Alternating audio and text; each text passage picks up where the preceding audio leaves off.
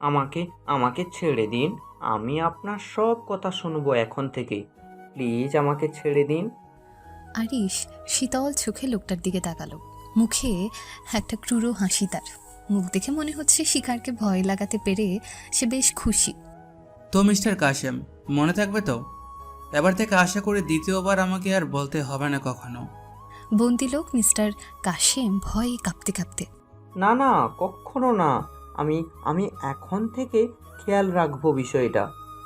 আপনি বুদ্ধিমান লোক, জিনিসটা আমার ভালো লাগলো। আপনাকে খুব বেশি বোঝাতে হয়নি। আমাকে যেতে দিন প্লিজ। আহা, এত টেনশন করছেন কেন? আপনাকে আমি অবশ্যই যেতে দেব। আপনার কোনো ক্ষতি করার ইচ্ছা আসলে আমার নেই। একটু জাস্ট গল্প করছিলাম আপনার সাথে। আপনি এত ভয় পাচ্ছেন কেন? মিস্টার কাশেম ভীত চোখে তার সামনে বসা লোকটার দিকে তাকিয়ে আছে। চেহারার দিক থেকে মানুষটি বেশ সুপুরুষ, একদম দেবদূত যাকে বলে। এক ধরনের মুগ্ধতা কাজ করে প্রথম দেখায়। বয়সীও মানুষটা বেশ ছোট। মিস্টার কাশেমের বড় ছেলের বয়সই হবে সর্বোচ্চ, নয়তো একটু ছোট বা বড়। কিন্তু সত্যিকারে তার পরিচয় বেশ ভয়ঙ্কর। তার সামনে বসা এই দেবদূতের চেহারার মানুষটি আসলে এলাকার মাফিয়া কিং। আন্ডারওয়ার্ল্ডের সকল কাজ সে কন্ট্রোল করে। এই এলাকার পাতি থেকে মাথা সব গুন্ডা তার আন্ডারে কাজ করে। এই শহরের সকল ব্যবসায়ীর ত্রাসের নাম যেন এই আরিশ। মিস্টার কাশেম অবাক হয় এই বয়সে এই দেবদূতের মতো দেখতে মানুষটার এত প্রতিপত্তি, এত ক্ষমতাশালী সে। তাকে দেখে বোঝার উপায় নেই। কাশেম সাহেব কতক্ষণ চুপ থেকে। না না, তাড়ার জন্য না। মানে ওই আর কি। কখন আমাকে যেতে দিবেন? আসলে বাসায় সবাই টেনশন করছে। না কাশেম সাহেব, জমছে না। এত টেনশন করবেন না তো। টাকাটা নিয়ে টক্কা ফিরে এলেই আপনাকে ছেড়ে দেব। এই তো আর একটু সময় অপেক্ষা করুন। টক্কা প্রায় চলেই এলো। আচ্ছা বলুন, আপনাকে কিভাবে আপ্যায়ন করতে পারি? চা, কফি কিছু খাবেন?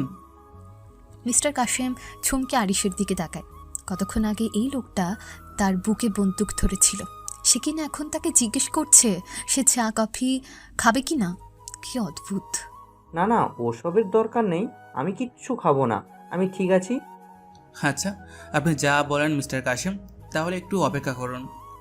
রুমে তখন সবাই একদম চুপ হয়ে যায়। রুমে মিস্টার কাশেম আর আরিশের সাথে সাথে আরও অনেকেই ছিল। সবাই আসলে আরিশের দলের লোক। আরিশের পেছনে তারা সবাই দাঁড়িয়ে আছে। কারো মুখে কোনো কথা নেই।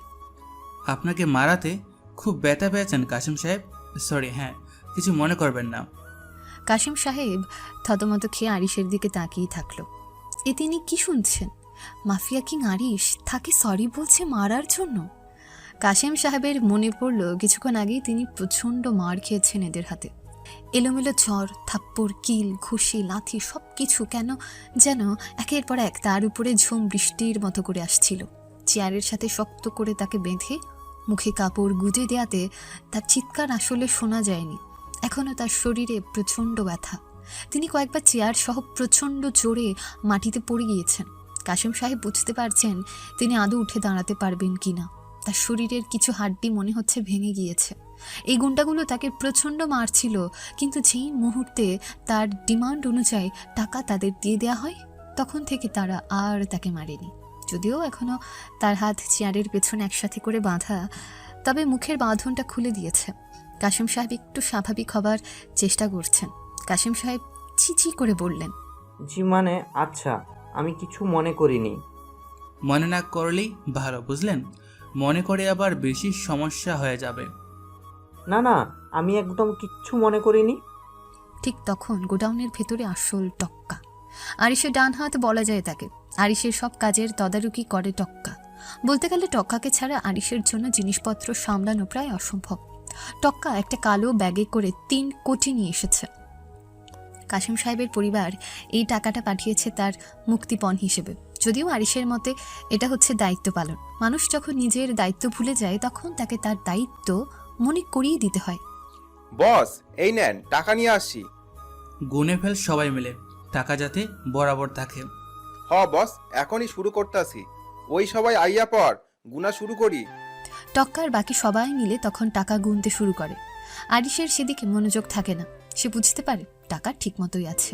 তাকে ধোঁকা দেওয়ার সাহস এই শহরে আসলে কারো নেই।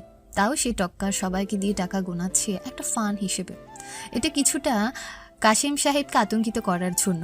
ভাবটা এমন যে টাকা কম হলে কাশিম সাহেবের কিছু একটা করে ফেলবে। পাশ ফিরে আরিশ একবার কাশিম সাহেবের দিকে তাকায়। ভদ্রলোকের চেহারা প্রায় উল্টে যাওয়ার মতন অবস্থা। আরিশ মনে মনে, মানুষের হক মারার সময় কিছু মনে থাকে না? তখন শুধু সবকিছুতে সুখ আর আরাম। শুধু নিজের উপরে আঘাত এলেই ঠনক নড়ে। নিজের জানটাই প্রিয় মনে হয় শুধু।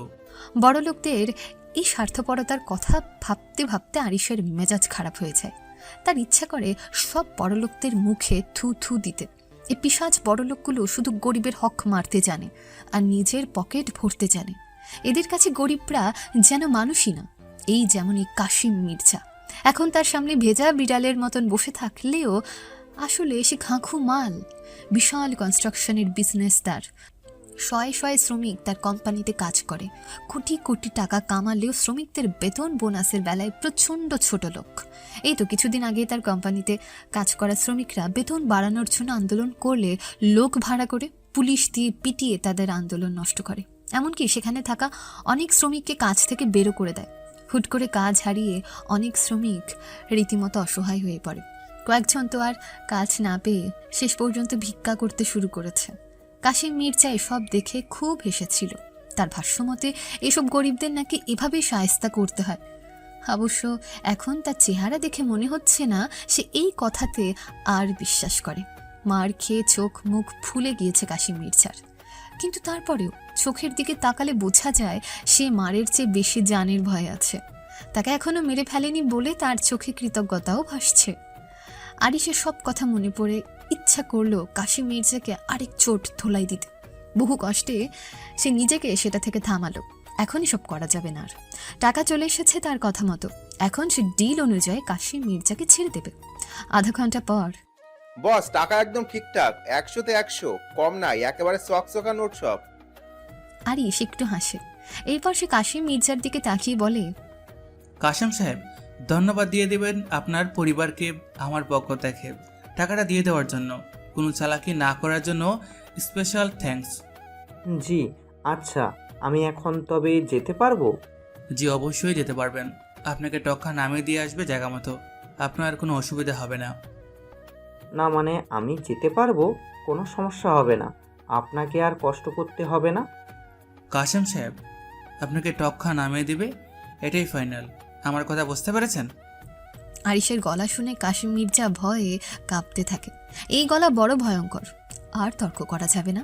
মন মেজাজ খারাপ হলে আবার কখন কি করে বসে। জি আপনি যা বলবেন। আরিশ টক্কাকে সাইডে নিয়ে যায়। এরপর সে টক্কাকে বলে, টক্কা, কাশেম সাহেবকে ঠিকমতো স্টেশনে মোড়ে রেখে আসবি। যাওয়ার সময় চোখ বেঁধে নিয়ে যাবি, যাতে কিছু দেখতে না পারে। গাড়ি থেকে ওনাকে নামিয়ে তোরা সোজা দুলাপাড়ার আস্তানায় চলে যাবি। আমি কিছুক্ষণের মাঝে সেখানে চলে যাব। যে বস, বুঝতে পারছি, আমি আপনারা সব আপডেট দিমু। টক্কা আরও 3-4 জন নিয়ে কাশিম মির্জার কাছে আসে।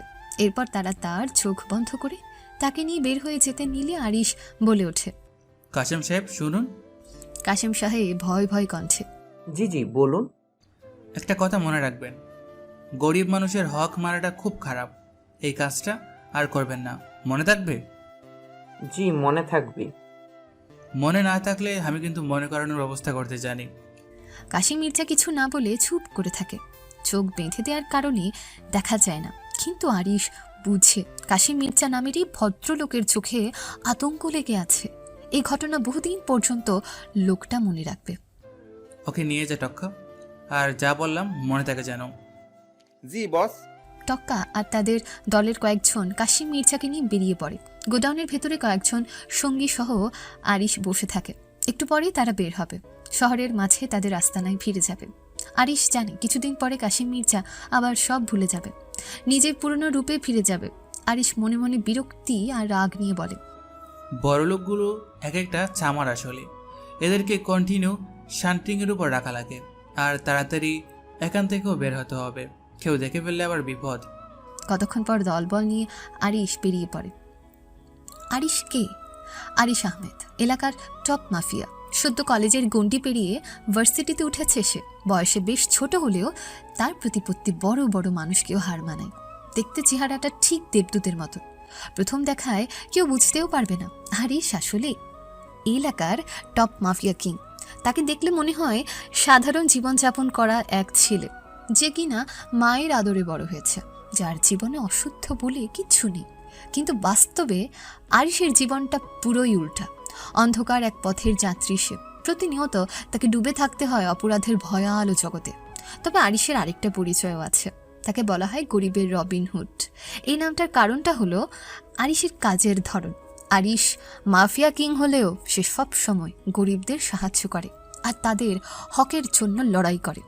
বড়লোকদের প্রতি আরিশের ক্ষোভের অন্যতম কারণ হচ্ছে বড়লোকরা গরিবদের মানুষ মনে করতে চায় না। তাদের হক মেরে তারা নিজেদের সম্পদের পাহাড় জমায়। তাই আরিশ মাঝে মধ্যে সব বড়লোকদের শায়েস্তা করে গরিব মানুষের হকের জন্য লড়াই করে। কাশিম মির্জাকে কিডন্যাপ করার পিছনেও তার উদ্দেশ্য এটাই ছিল। তবে আরিশ সবসময় এই পথে ছিল না। তার উত্থান বেশ ইন্টারেস্টিং। ফ্ল্যাশব্যাক 11 বছর আগে। মফস্বল শহরের একটা ছোট্ট বাসা। 2 রুমেরই বাসায় 10 জন মানুষ থাকে। তার মাঝে 9 বছরের ছোট্ট একটা ছেলে আছে, যার নাম আরিশ। চুপচাপ শান্ত ছেলেটার চেহারায় যেন এক মায়া কাজ করে। ভাই বোনদের মধ্যে 7 নাম্বার সে। তারা মোট 8 ভাই বোন। সবাই মিলে এই খুব চির মতো বাসায় থাকে। বাবা একটা কেরানির অফিসে চাকরি করে আর মা বাড়ি বাড়ি ঝিঁয়ের কাজ করে। প্রচণ্ড অভাবের সংসার তাদের। একেবারে নুন আনতে পান্তা ফুরাই অবস্থা। এতগুলো মানুষের সংসার চালাতে গিয়ে আরিশের বাবা মা হাঁপিয়ে গেছে। মাঝে মাঝে আরিশ দেখতে পায় তার মা রান্নাঘরে মুখে আঁচল চেপে কাঁদছে। ছোট্ট আরিশ সব না বুঝলেও বুঝতে পারে তার মায়ের অনেক কষ্ট। 9 বছরের আরিশ বয়সের তুলনায় বেশ পরিপক্ক, অন্য সবার চেয়ে একটু আলাদা। তার ছোট শান্ত মুখের দিকে তাকালে মনে হয় তার চোখগুলোতে এক অন্যরকম গভীরতা আছে। একদিন আরিশের মা সাথে বাসায় ঝিয়ের কাজ করতে যায়। আরিশও তার সাথে যায়। নাসিমা, কাজকর্ম কি ঠিক মতো করবা নাকি আমি নতুন কাজের বেটি দেখব? ম্যাডাম, ভুল হয়ে গেছে। কালকে আমার ছোট সাউলডার মেলা জ্বর ছিল। সারাদিন তার মাথাটা জল পট্টি দিছি। সন্ধ্যায় তার বাপে ওরে ডাক্তারের কাছে নিয়ে গেছে। এই জন্যে কালকে আসতে পারি নাই। তোমাদের এসব বাহানা তো কখনো শেষ হয় না। আজকে এ অসুস্থ, কালকে ও অ্যাক্সিডেন্ট করছে, যত সব বাহানা। বিশ্বাস করেন ম্যাডাম, আমি সত্য কইতাছি। আমার পোলাটা অসুস্থ হইয়া পড়ে আছে ঘরে। কালকে আসতে পারছি না, কিন্তু আজকে আসছি ম্যাডাম। কাজ না করলে পোলাটার ওষুধের টাকা জোগাড় হবে না। হ্যাঁ, তোমাদের এসব মিথ্যা কান্না আমি বুঝি। ওসব দিয়ে আমাকে গলাতে পারবে না। কালকে কাজে আসুনি, কালকে টাকা পাবে না, বেতন থেকে কেটে রাখবো। ম্যাডাম, মাফ করে দেন। আর এমন হবে না। আমার বেতনের থেকে কাইটেন না। চুপ, একদম চুপ। যা বলেছি তাই। বেশি করলে কাজ থেকে ছাড়িয়ে দেব তোমাকে। নাছিমা বেগম কিছু না বলে চুপ হয়ে যায়। কান্নায় তার 2 চোখে ফেটে আসতে চায়। একদিন কাজে আসেনি বলে তার বেতন থেকে টাকা কেটে নেবে। কতই বা টাকা পায় সে কাজ করে? ছোট ছেলেটার ওষুধের জন্য এই মাসে বেশ কিছু টাকা চলে যাবে। আবার টাকা কাটলে তার হাতে থাকবেই বা কি? বড় লোকেরা এত নিষ্ঠুর হয়। তিনি চোখের কোণায় আসা কান্না একটু করে মুছে ফেলেন। বাড়ির কর্ত্রী তার চোখে পানি দেখলে আরও রেগে যেতে পারে। এমন সময় মম, শোনো তো। হ্যাঁ বাবা, বলো। আমাকে 3000 টাকা দাও তো, বন্ধুদের সাথে চাইনিজ খেতে যাব। একটু দাঁড়াও, আমার শোনা বাবাটা, আমি এক্ষুনি টাকা দিচ্ছি। বাড়ির কর্ত্রী দৌড়ে গিয়ে ছেলের জন্য 5000 টাকা নিয়ে আসলো। এই নে 5000 টাকা, বন্ধুদের সাথে খুব মজা করে আয়। Wow mom, you are the best, thank you. আমার আসতে একটু দেরি হবে, ওয়েট করো না আমার জন্য। ছেলেটা টাকা হাতে নিয়ে চলে যায়। একপাশে ছোট্ট আরিশ দাঁড়িয়ে সব দেখছিল। সে জানে না 5000 টাকা আসলে কতগুলো টাকা, তবে এটা বুঝে তাদের মতো মানুষের জন্য অনেক বেশি। এই টাকায় অনেকের মাসে সংসার কেটে যায়। সে অবাক হয়ে দেখে এতগুলো টাকা বাড়ির কর্ত্রী তার ছেলেকে এক কথায় দিয়ে দিল। কিন্তু এদিকেই মহিলা একটা কথায় তার মায়ের বেতন কেটে নেওয়ার কথা বলছিল। তার মা মুখ লুকিয়ে কাজ করতে করতে কাঁদছে। এই দেখে আরিশের প্রচণ্ড কান্না পায়। তার মা এত ভালো একটা মানুষ, তাও কেন তাকে এমন করে কাঁদতে হচ্ছে? আরিশ তার মায়ের কাছে যায়। আম্মা, তুমি কান্না করতেছো? না রে আপা, আমি তো কান্দি না। চোখে কি জানি একটা পড়ছে, এজন্য চোখে পানি আসছে। এই বাসার মহিলা অনেক খারাপ, ওই তোমাকে কান্না করাইছে। নাছিমা বেগম আরিশকে চুপ করিয়ে দিয়ে এই চুপ চুপ আব্বা, এসব বলে না। ম্যাডাম অনেক ভালো মানুষ। এই যে দেখো না, আমারে কাজ দিছে, মাস শেষে আমারে বেতন দেয়। এইটা না দিলে আম্মা তখন কি করতো? কিন্তু তোমার বেতন তো কাইটে নিতে চায় উনি। কালকে তো আসলে ও শামীমের জ্বর ছিল, এজন্যই না তুমি আসতে পারলা না। তাও তোমার এই মিথ্যুক বললো। আব্বা, কাজের জায়গায় এমনই, নিয়মিত কাজ করতে হয়, নয়তো আব্বা এমন করে বেতন কাটে। তুমি এত চিন্তা করিও না। তুমি ওই যে ঘরের কোনায় চুপ করে বসে থাকো, আম্মা কাজ শেষ করে তোমারে নিয়ে বাড়িতে যাব। আরিশ কিছু না বলে চুপচাপ ঘরের কোনায় গিয়ে বসে পড়ে। ছোট হলেও সে বোঝে তার মা তাকে বুঝ দেওয়ার জন্য এসব কথা বলছে। মায়ের কষ্ট সে চোখে মুখে বুঝতে পারে। সে ছোটবেলা থেকে আরিশের জন্য বড় লোকদের প্রতি একটা ঘৃণা কাজ করে। এরা মানুষকে মানুষ মনে করে না, এদের কাছে টাকাই সব। সেদিন রাতে আম্মা, জি আব্বা, বলো, তোমার কিছু লাগবে? আম্মা, টাকায় কি সব জীবনে? নাছিমা তার ছোট্ট ছেলের মুখে কথা শুনে একটু থমকে যায়। এই কথা কেন বলতেছো আব্বা? কও না আম্মা, টাকায় কি সব? টাকা সব না রে আব্বা। টাকা কামাইলেই সব মানুষ ভালো হইয়া যায় না। টাকা দিয়া সবকিছু করণ যায় না। কিন্তু আম্মা, সব কিছুতেই তো খালি টাকা লাগে, টাকা ছাড়া তো কিছুই তো কেউ দেয় না। নাছিমা বেগম ছেলেকে আদর করতে করতে কে বলেছে আব্বা টাকা ছাড়া কিছু পাওয়া যায় না? এই যে আম্মা তোমারে আদর করি, গল্প শোনাই, ভালোবাসি, এগুলা কি টাকা দিয়ে কিনতে পারবা? না আম্মা, একদম না। তাহলে কও, টাকা কি সব? আরিশ খুশি হয়ে জোরে জোরে মাথা নাড়ে। আরিশ কতক্ষণ চুপ থেকে আজকে তুমি অনেক কষ্ট পাইছো আম্মা। না রে আব্বা, আমি কষ্ট পাই নাই। এটাই নিয়ম, এটাই মানতে হইব। এখন আসো, এগুলা কথা বাদ। তোমারে আম্মা গল্প শোনায়। আজকে কিসের গল্প শুনবে আমার আব্বাটা? আজকে রাজার গল্প শুনবো আম্মা। নাছিমা তখন রাজার গল্প বলা শুরু করে। আরিশ আগ্রহ নিয়ে গল্প শুনতে শুনতে কখন যে ঘুমিয়ে পড়ে সে টের পায় না। কতক্ষণ পরে নাছিমা বেগম দেখেন তার ছেলেটা ঘুমিয়ে পড়েছে। তার এই ছোট্ট ছেলেটা বড় ভালো, স্কুলে পড়াশোনায়ও সবার রাখে, আবার তার জন্য কত চিন্তাও করে। কিন্তু ছেলেটাকে ভালো কিছু দিতে পারেনি কখনো। কিভাবে দেবে? 2 বেলা খাবার দিতেই তো হিমশিম খেতে হয় তাকে। এসব ভাবতে ভাবতে নাছিমার চোখে পানি চলে আসে। তিনি এরপর চোখের পানি মুছে আরিশের পাশে শুয়ে পড়েন। কিছুদিন পর একদিন আরিশের এলাকায় হুট করে কিছু মাফিয়া গুন্ডা চলে আসে। এই গুন্ডারা আসলে পুলিশের তাড়া খেয়ে এখানে এসেছিল। পুলিশ তাদেরকে গ্রেফতার করার জন্য হন্যে হয়ে খুঁজতে থাকে। এলাকার সবাই ভয় তাদের ঘরের দরজা জানালা বন্ধ করে ঘরেই থাকে। আরিশের বাবা আর মা তখন কাজে গিয়েছিল। তার সব ভাই বোনরাও যে যার মতো বাহিরে ছিল। আরিশ একলা ঘরে বসে পড়েছিল। হুট করে তার দরজার জোরে জোরে কেউ নক করতে থাকে। আরিশ ভয় পেয়ে যায়। সে প্রথমে দরজা খুলে না, তখন দরজার উপাস থেকে একজন বলে ওঠে, ঘরে কি আছেন? একটু দরজাটা খুলে না, আমি খুব বিপদে পড়েছি। আরিশ প্রথম ঘরের এক কোণায় ভয় লুকিয়ে থাকে প্রথম, কিন্তু দরজা ক্রমাগত বাড়ি দিতে থাকে। আরিশ তারপর শেষ পর্যন্ত দরজা খোলে। দরজা খুলে সে দেখে বাহিরে বিশাল বড় এক লোক দাঁড়িয়ে আছে। লোকটা প্রচণ্ড হাঁপাচ্ছে, যেন একটা ম্যারাথন দিয়ে এসেছে। আপনি কে? কি চান? আমাকে ঢুকতে দাও ছেলে, আমি বিপদে পড়েছি। অপরিচিত কাউকে বাসায় ঢুকতে দিতে মানা করেছে আম্মা। লোকটা চোখ মুখ খিঁচে ওসব নীতি কথা ছাড়ো, আমার পিছনে পুলিশ পড়েছে, আমাকে ধরে ফেলবে, আমাকে একটু লুকাতে দাও। আরিশ অবাক হয়ে লোকটার কথা শুনে। পুলিশ লোকটার পেছনে কেন লেগেছে? লোকটা কি করেছে? লোকটা যদি গুন্ডা হয়ে থাকে তাহলে তো সে আরিশেরও ক্ষতি করবে। আরিশ ভয় পেয়ে যায়। না না, আমি আপনাকে বাসায় ঢুকতে দিতে পারবো না, আপনি অন্য কোথাও যান। শোনো ছেলে, তুমি যদি তোমার বাসা আমাকে লুকাতে দাও তাহলে আমি তোমাকে অনেকগুলো টাকা দিব, এত টাকা দিব যা তুমি কোনোদিন চোখেও দেখোনি। এটা শোনার পর আরিশ লোকটার মুখের দিকে তাকায়। লোকটার চেহারা দেখে মনে হচ্ছিল না যে লোকটা মিথ্যা কথা বলছে। লোকটা আসলেও তাকে অনেক টাকা দেবে যদি সে তাকে লুকানোর জন্য একটু জায়গা দেয়। আচ্ছা ঠিক আছে, আপনি বাসার ভিতরে আসুন। ওই যে ওখানে আমাদের বড় ট্রাঙ্কটা আছে, ওইটার পেছনে আপনি লুকিয়ে পড়ুন। শোনো, পুলিশ বা কেউ যদি আসে, এমনকি যদি জিজ্ঞেস করে তুমি এখানে কাউকে দেখেছো কি না, তখন তুমি বলবে তুমি এদিকে কোনো মানুষকে দেখতে পাওনি, ঠিক আছে? হ্যাঁ ঠিক আছে। কতক্ষণ পর সেখানে একদল পুলিশ চলে আসে। পুলিশ এসে আরিশের বাসার দরজায় নক করে। আরিশ গিয়ে দরজা খুলে দিলে পুলিশ আরিশকে জিজ্ঞেস করে সেখানে কোনো লোককে আসতে দেখেছে কিনা। এই ছেলে শোনো, এদিকে কি একটা লম্বা মতো লোককে আসতে দেখেছো? না স্যার, আমি তো এখানে এমন কাউকে আসতে দেখিনি। তুমি শিওর তুমি কাউকে এখানে আসতে দেখোনি? জি স্যার, আমি পুরোটা সময় ধরে এখানে বসে পড়ছিলাম, আমি এখানে কাউকে আসতে দেখিনি।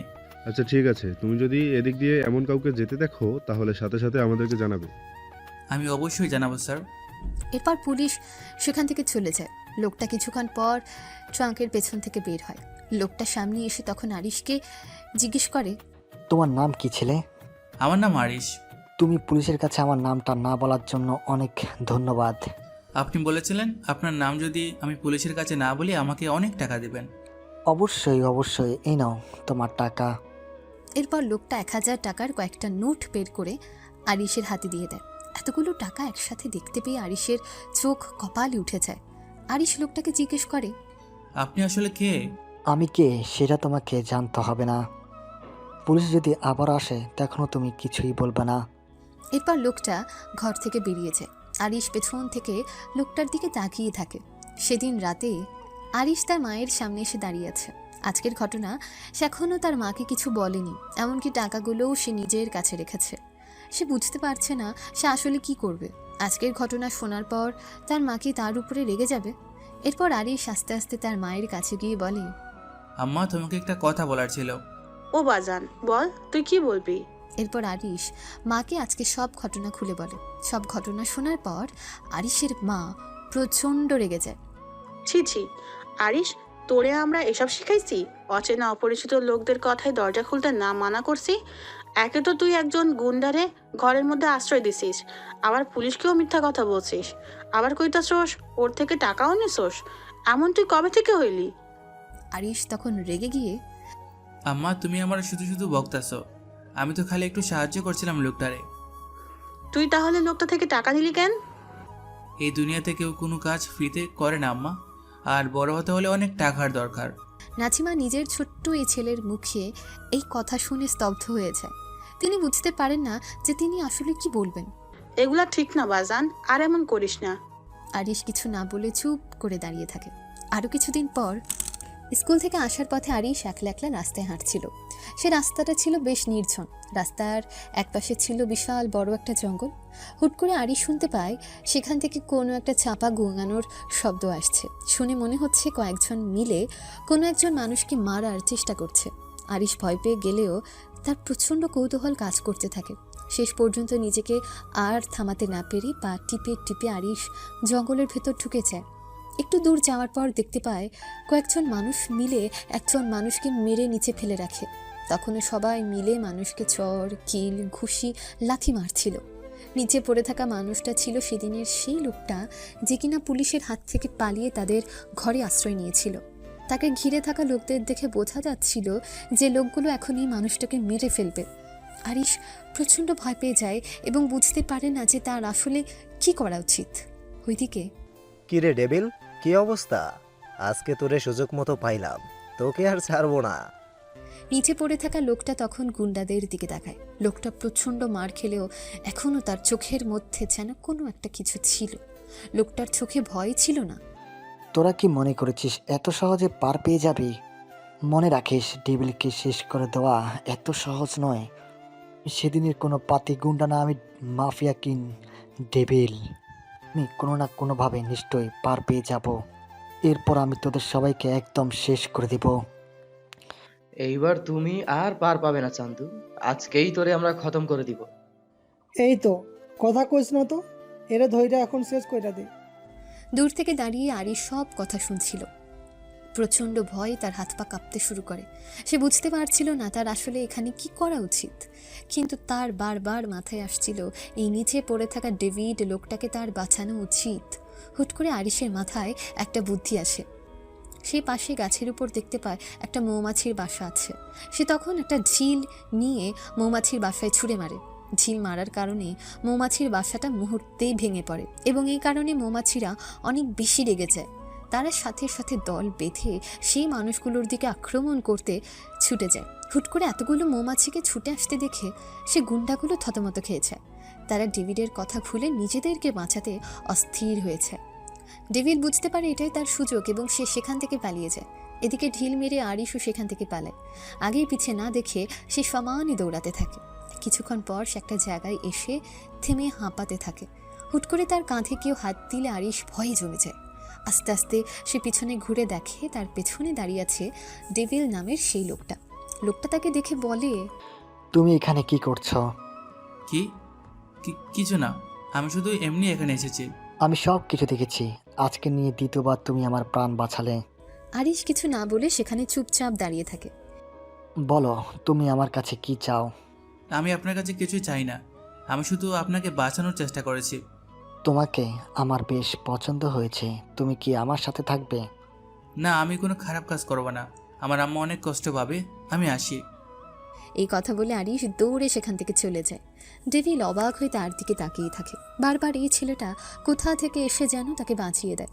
ছোট শান্ত চেহারার এই ছেলেটার মাঝে কি যেন একটা আছে। এমন একটা স্পার্ক তার মাঝেও ছিল ছোটবেলা থেকে। ডেভিল এরপর কিছু না বলে সেখান থেকে চলে যায়। আজকে যারা তাকে ধরে এনেছে এদেরকে সে শায়েস্তা করবে। ডেভিলের সাথে গাদ্দারি করার শাস্তি একটাই, মৃত্যু।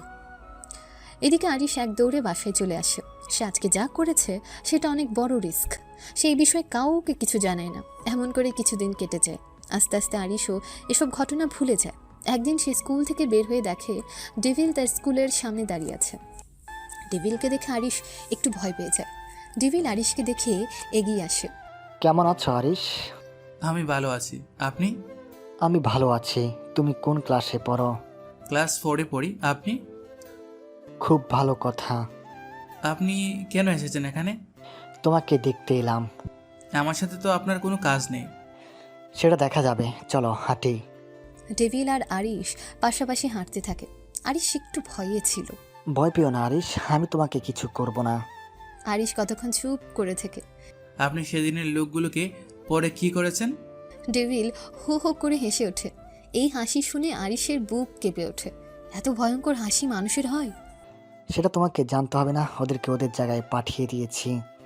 আরিশ কিছু না বলে চুপ করে থাকে। আরিশ, তোমাকে আমার পছন্দ হয়েছে। তুমি বেশ সাহসী আর বিশ্বাসযোগ্য ছেলে। I like it. আরিশ তখনও চুপ। মনে হচ্ছে এই লোকটা আরো কিছু বলবে। তুমি কি আমার সাথে থাকবে আরিশ? আমি অনেক ছোট আর আমার আম্মা কখনোই রাজি হবে না। সেটা আমি দেখে নেব। আমি কোনো অন্যায় কাজ করব না। আমি বুঝেছি আপনিও অপরাধী। আমি এমন হব না। ডেভিল এক দৃষ্টিতে আরিশের দিকে তাকিয়ে থাকে। ছেলেটার ভেতরে আলাদা একটা জোশ আছে। ডেভিল কিছুক্ষণ তার দিকে তাকিয়ে থেকে চুপচাপ সেখান থেকে চলে যায়। এদিকে বাসায় চলে আসে আরিশ। এসে দেখে তাদের বাড়িওয়ালা এসে তার বাবা মায়ের উপর চিৎকার করছে, অপমান করছে তাদেরকে। ছোট লোকের বাচ্চা, বাসা ভাড়া দেওয়ার মুরত না থাকলে বাসা ভাড়া নেস কেন? ভাই, আমাকে আর কয়েকটা দিন সময় দিন, আমি সব টাকা দিয়ে দেব। আমি আপনার পায়ে পড়ি। এই বলে আরিশের বাবা বাড়িওয়ালার পা ধরতে যায়। বাড়িওয়ালা লাথি মেরে ওনাকে সরিয়ে দেয়। খবুসের বাচ্চা, আমাকে ধরবি না? তোর আর সময় দিতে পারবো না। দুদিনের মধ্যে তুই আমার বাড়ি ছেড়ে বের হয়ে যাবি। আরিশের বাবা আর মা অনেক করে বাড়িওয়ালার মন গলাতে চায়, তবে বাড়িওয়ালা কিছুতেই রাজি হয় না। দূর থেকে আরিশ সেসব দেখতে থাকে। তার বাবা মায়ের এমন অবস্থা দেখে তার প্রচণ্ড কান্না আসে। পাশাপাশি তার প্রচণ্ড রাগও হয়। সে কাঁদতে কাঁদতে দৌড়ে বাসা থেকে বের হয়েছে। নির্জন একটা রাস্তা দিয়ে যাওয়ার সময় তার হুট করে দেখা হয় ডেভিলের সাথে। সে ডেভিলকে দেখে দাঁড়িয়ে যায়। কি হয়েছে আরিশ, তুমি কাঁদতে কাঁদতে কোথায় যাচ্ছ? আমি আপনার কথা শুনতে রাজি আছি। আমাকে একটা সাহায্য করতে হবে। হ্যাঁ, বলো। আরিশ সব ঘটনা খুলে বলে ডেভিলকে। সব শুনে ডেভিল বলে, আমি বিষয়টা দেখব, তুমি বাসায় যাও। আরিশ এরপর বাসায় চলে আসে। সে জানে ডেভিল এখন একটা ব্যবস্থা করবে। সেদিন রাতে আরিশদের বাসার দরজায় কে যেন নক করে। আরিশের বাবা দরজা খুলে দেখে বাড়িওয়ালা। তবে বাড়িওয়ালার মুখটা কেমন শুকিয়ে আছে, কেন কিছুতে প্রচণ্ড ভয় পেয়েছে। ও ভাই, আপনি আসেন আসেন, বাসার ভেতরে আসেন।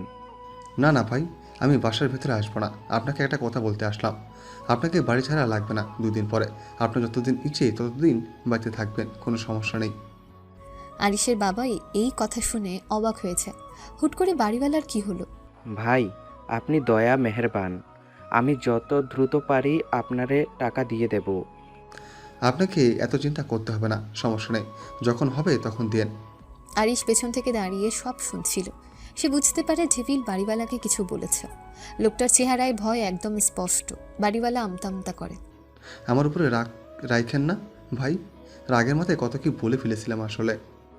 না না, কোনো সমস্যা নাই ভাই। আমি তাহলে আসি। এই কথা বলে বাড়িওয়ালা দ্রুত সেখান থেকে চলে যায়। আরিশের বাবা অবাক হয়ে ভাবতে থাকে, এই লোকের এই আমূল পরিবর্তন কিভাবে হলো। এক কোণায় দাঁড়িয়ে আরিশ সব দেখে। তার মুখ আস্তে আস্তে একটা হাসি ফুটে ওঠে। সে হাসি কোনো বাচ্চার হাসি ছিল না, সে হাসি ছিল এক ভয়ঙ্কর ভবিষ্যতের আগাম বার্তা। অরুণিকা বড়লোক বাবার একমাত্র মেয়ে। অহংকারে তার মাটিতে পা পড়ে না। সে হলো যাকে বলে একদম সোনার চামচ মুখে নিয়ে জন্ম নেওয়া মেয়ে। ছোটবেলা থেকে সব সময় যা চেয়েছে তাই পেয়েছে, এজন্য কখনোই বোঝেনি অভাব কি। এসব কিছু পেতে পেতে সে দিন দিন হয়ে উঠেছে অভদ্র, বেয়াদব। কাউকে সে সম্মান দিত না, সবার সাথে এমন আচরণ করত যেন সবাই তার পায়ের নিচে থাকে। বিশেষ করে তাদের বাসায় যারা কাজ করত তাদেরকে সে মানুষই মনে করত না, তাদের সাথে জঘন্য আচরণ করত। তার এসব আচরণে সবাই তার উপরে ছিল প্রচণ্ড বিরক্ত। তার নোংরা ব্যবহারের কিছু নমুনা। সিন 1। একদিন অরুণিকার মা বাইরে গিয়েছিল আর বাসায় শুধু কাজের মেয়েটা ছিল। অরুণিকার বয়স তখন মাত্র 8 বছর। সে ড্রয়িং রুমে খেলতে খেলতে একটা গ্লাস ফেলে দেয়। এতে গ্লাস ভেঙে যায়। বেবি, গ্লাস তো ভেঙে গেল। আচ্ছা, আমি তুলে ফেলছি, আপনি কাছে যাবেন না, আপনার পা কেটে যাবে। এটা আমার বাসা, আমার ইচ্ছে আমি গ্লাস ভাঙবো ফালাবো, তুই আমাকে শিখাবি? আমি কি করব? তোর সাহস তো কম না। সে গ্লাসের টুকরো তুলে কাজের মেয়ের দিকে ছুঁড়ে বলে, বেবি, আমি তো ভুল কিছু বলিনি। চুপ, তোদের মতো গরিবদের বেশি কথা বলা মানায় না। তাড়াতাড়ি এগুলো পরিষ্কার কর, আর যা আমার জন্য চকলেট শেক বানিয়ে নিয়ে আয়। সিন 2। একদিন দুপুরে খেতে বসার সময় বাবুর্চি অনেক যত্ন করে বিরিয়ানি রান্না করেছিল। এটা কি বানিয়েছো? বেবি, আপনার জন্য স্পেশাল বিরিয়ানি। অরুণিকা 1 চামচ খেয়ে মুখ বিকৃত করে ফেলে দেয়। এটা কি বাজে খেতে! তুই তো রান্না করতে জানিস না। ড্যাডিকে বলবো তোকে চাকরি থেকে বের করে দিবে। মা, আমি তো অনেক যত্ন করে রান্না করেছি।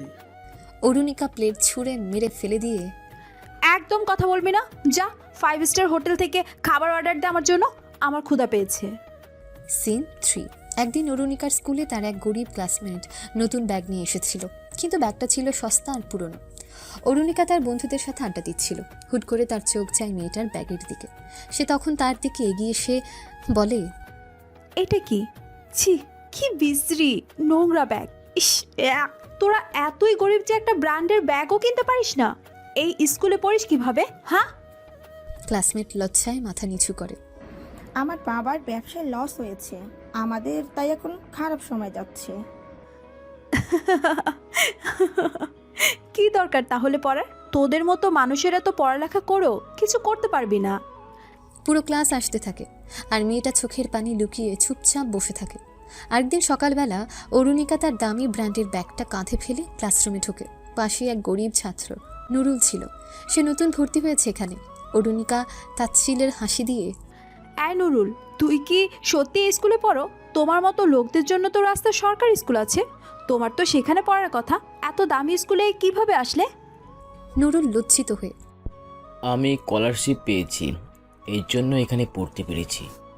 অরুণিকা হাসতে হাসতে বন্ধুদের দিকে, শুনলে তো সবাই, স্কলারশিপ মানে ফ্রিতে পড়তে এসেছে। আহারে, টাকার অভাব থাকলে মানুষ কত নিচে নামে।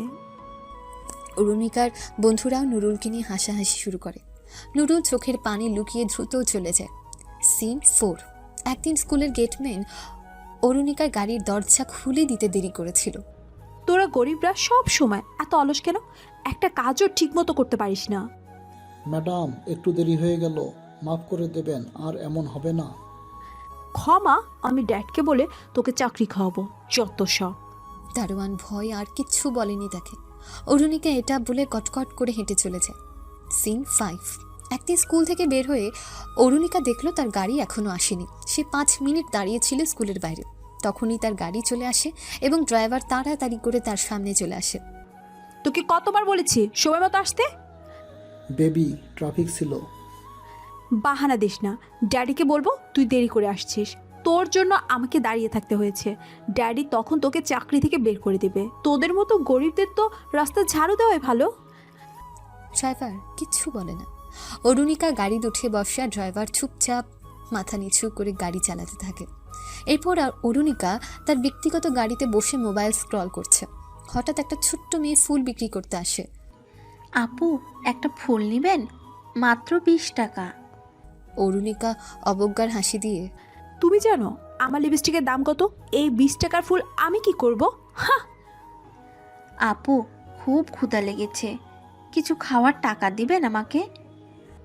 দূর হয় এখান থেকে। গাড়ির পাশে দাঁড়িয়ে আমার সময় নষ্ট করছো, আমার গাড়িটাও ময়লা করে ফেলেছো। ট্রাফিক ছেড়ে দিলে ড্রাইভার গাড়ি স্টার্ট দেয়। মেয়েটা ভয়ে সরে যায়। অরুণিকা আবার মোবাইলে মনোযোগ দেয়। বর্তমান বিলাসবহুল একটা ভিলা, সামনে বিশাল বড় লন, রাজপ্রাসাদের মতো দেখতেই বাড়ি। এটা হচ্ছে অরুণিকাদের বাড়ি। অরুণিকার রুমের পাশে একটা বিশাল বেলকনি আছে। একজন মেড সেখানে রাখা টেবিলে ব্রেকফাস্ট সাজাচ্ছে। অরুণিকা মোবাইলে স্ক্রল করতে করতে এসে বসলো একটা চেয়ারে। ম্যাডাম, আপনার ব্রেকফাস্ট রেডি। এত দেরি কেন হলো? আমি কি সারাদিন না খেয়ে বসে থাকবো? ম্যাডাম, আজ বাজারে একটু দেরি হয়ে গিয়েছিল। ওহ প্লিজ, তোমাদের বাহানার কথা শুনতে চাই না। এখন যাও আমার সামনে থেকে। মেয়ের ভয় সরে যায়। অরুণিকা বিরক্ত মুখে নাস্তা খায়। এমন সময় তার মোবাইলে কল আসে। ও হাই তৃষা, বলো কি খবর? তৃষা কলের ওপাশ থেকে, এই শুনেছিস আমরা সবাই বালিতে ট্রিপ প্ল্যান করেছি, তুই তো আসবি রাইট? ডেফিনেটলি। আর শোনো, টাকা পয়সা চিন্তা করতে হবে না, আমি স্পন্সর করছি। ও মাই গড, তুই তো দারুণ রে। আচ্ছা তাহলে কালকে মিটিং করব প্ল্যানিং এর জন্য। ডান, কালকে মলে দেখা করিস। বাই। কল কেটে দিয়ে অরুণিকা এক গ্লাস জুস নেয়, তারপর বাবার কাছে যায়। সিন 2। শওকত হাসান অরুণিকার বাবা, দেশের টপ কোটিপতি ব্যবসায়ী, যার টাকার কোনো শেষ নেই। তিনি নিজেও জানেন না তার অ্যাকাউন্টে ঠিক কত টাকা আছে। তিনি সকালবেলা সোফায় বসে সংবাদপত্র পড়ছিলেন। অরুণিকা এসে পাশে বসে। ড্যাডি, আমার একটা ছোট্ট রিকোয়েস্ট আছে, তোমাকে রাখতেই হবে। বলো প্রিন্সেস, কি চাও? আমি আর আমার বন্ধুরা বাড়িতে যাচ্ছি, একটু হ্যাং আউট করতে চাই সেখানে। তুমি তো জানো ভার্সিটির ক্লাস শুরু হয়েছে, তার আগে একটু ফান করতে চাই। কত টাকা লাগবে? মাত্র 10 লাখ, প্লিজ ড্যাডি। তুমি আমার একমাত্র মেয়ে, যা চাইবে তাই পাবে। কালকে তোমার অ্যাকাউন্টে পাঠিয়ে দিব। Thank you so much daddy, you are the best. সে বাবাকে জড়িয়ে ধরে, তারপর খুশি হয়ে উঠে চলে যায়। সিন 3। লোকেশন বালির সমুদ্র তীরে। অরুণিকার তার বন্ধুর একটা 5 স্টার রিসোর্টে উঠেছে। সবাই সুইমিং পুলে আনন্দ করছে। অরুণিকা এক গ্লাস ককটেল হাতে সানগ্লাস পরে বসে আছে। হে গড, এই জায়গাটা অসাধারণ। আমি বলেছিলাম না, শুধু বড়লোকরা জানে কিভাবে এনজয় করতে হয়। ব্রিজে চলো, সানসেট মিস করা যাবে না। সবাই বিচের দিকে যায়। তারা সেখানে পার্টি করতে থাকে। কিছুক্ষণ পর সেখানে ছেঁড়া জামা কাপড় পরা এক বৃদ্ধ লোক আসে এবং সে এসে হাত দিয়ে বালি সরিয়ে কিছু খুঁজতে থাকে। এটাই সমস্যা, যেখানে খুশি সেখানে এসব গরিব লোকজন চলে আসে। এদের জন্য কোথাও গিয়ে শান্তি নেই। ওকে, একটু মজা শেখানো দরকার। অরুণিকা কাছে গিয়ে বৃদ্ধকে দেখে। তুমি এখানে কি করছো? মা, আমার নাতির জন্য একটা ছোট্ট উপহার খুঁজছিলাম। এখানে একটা শামুক ছিল। শামুক লাগবে? নাও। এই বলে তখন অরুণিকা বালি তুলে বৃদ্ধের গায়ে ছুঁড়ে মারে। তার বন্ধুরা সবাই হেসে ওঠে। বৃদ্ধ অবাক হয়ে যায়, কিন্তু কিছু না বলে চলে যায়। তোর এই অ্যাটিটিউড আমি অনেক এনজয় করি অরু। ডেফিনেটলি, আমার সব কিছুই সেরা। এই বলে তারা আবার নাচতে থাকে। বিচে গানের আওয়াজ বাড়তে থাকে, পার্টি চলতে থাকে। 11 বছর পর আরিশ এখন মাফিয়া কিং। 3 বছর আগে ডেভিল মারা গেলে ডেভিলের জায়গা নেয় আরিশ। একদিন একটা বড় কনফারেন্স রুম, চারপাশে সশস্ত্র লোকজন দাঁড়িয়ে আছে। মাঝখানে বসে আছে আরিশ, ঠান্ডা দৃষ্টিতে সামনে তাকিয়ে। একজন গ্যাং মেম্বার।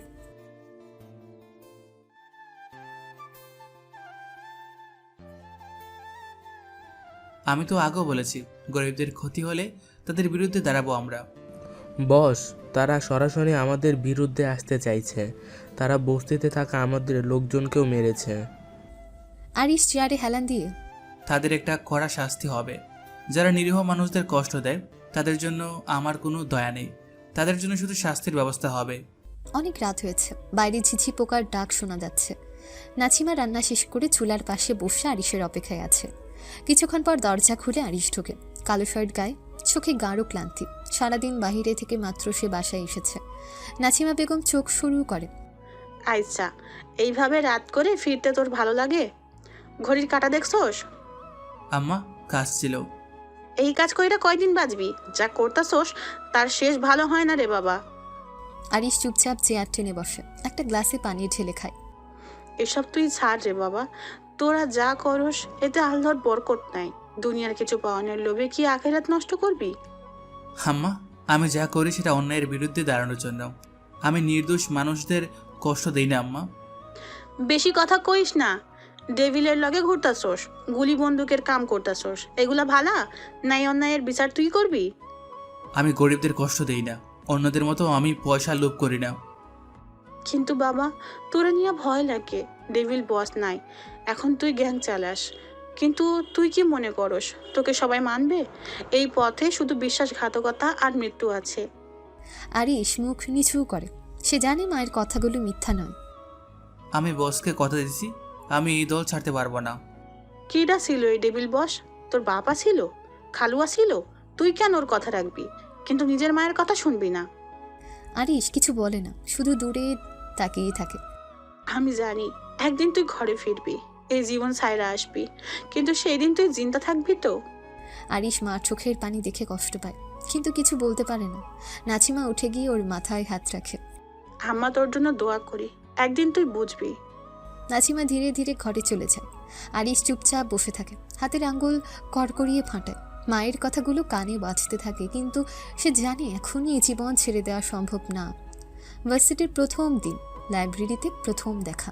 একটা বিশাল লাইব্রেরি, সবাই চুপচাপ বই পড়ছে। হঠাৎ করে অরুণিকাও তার বন্ধুদের উচ্চ স্বরে কথা শোনা যায়।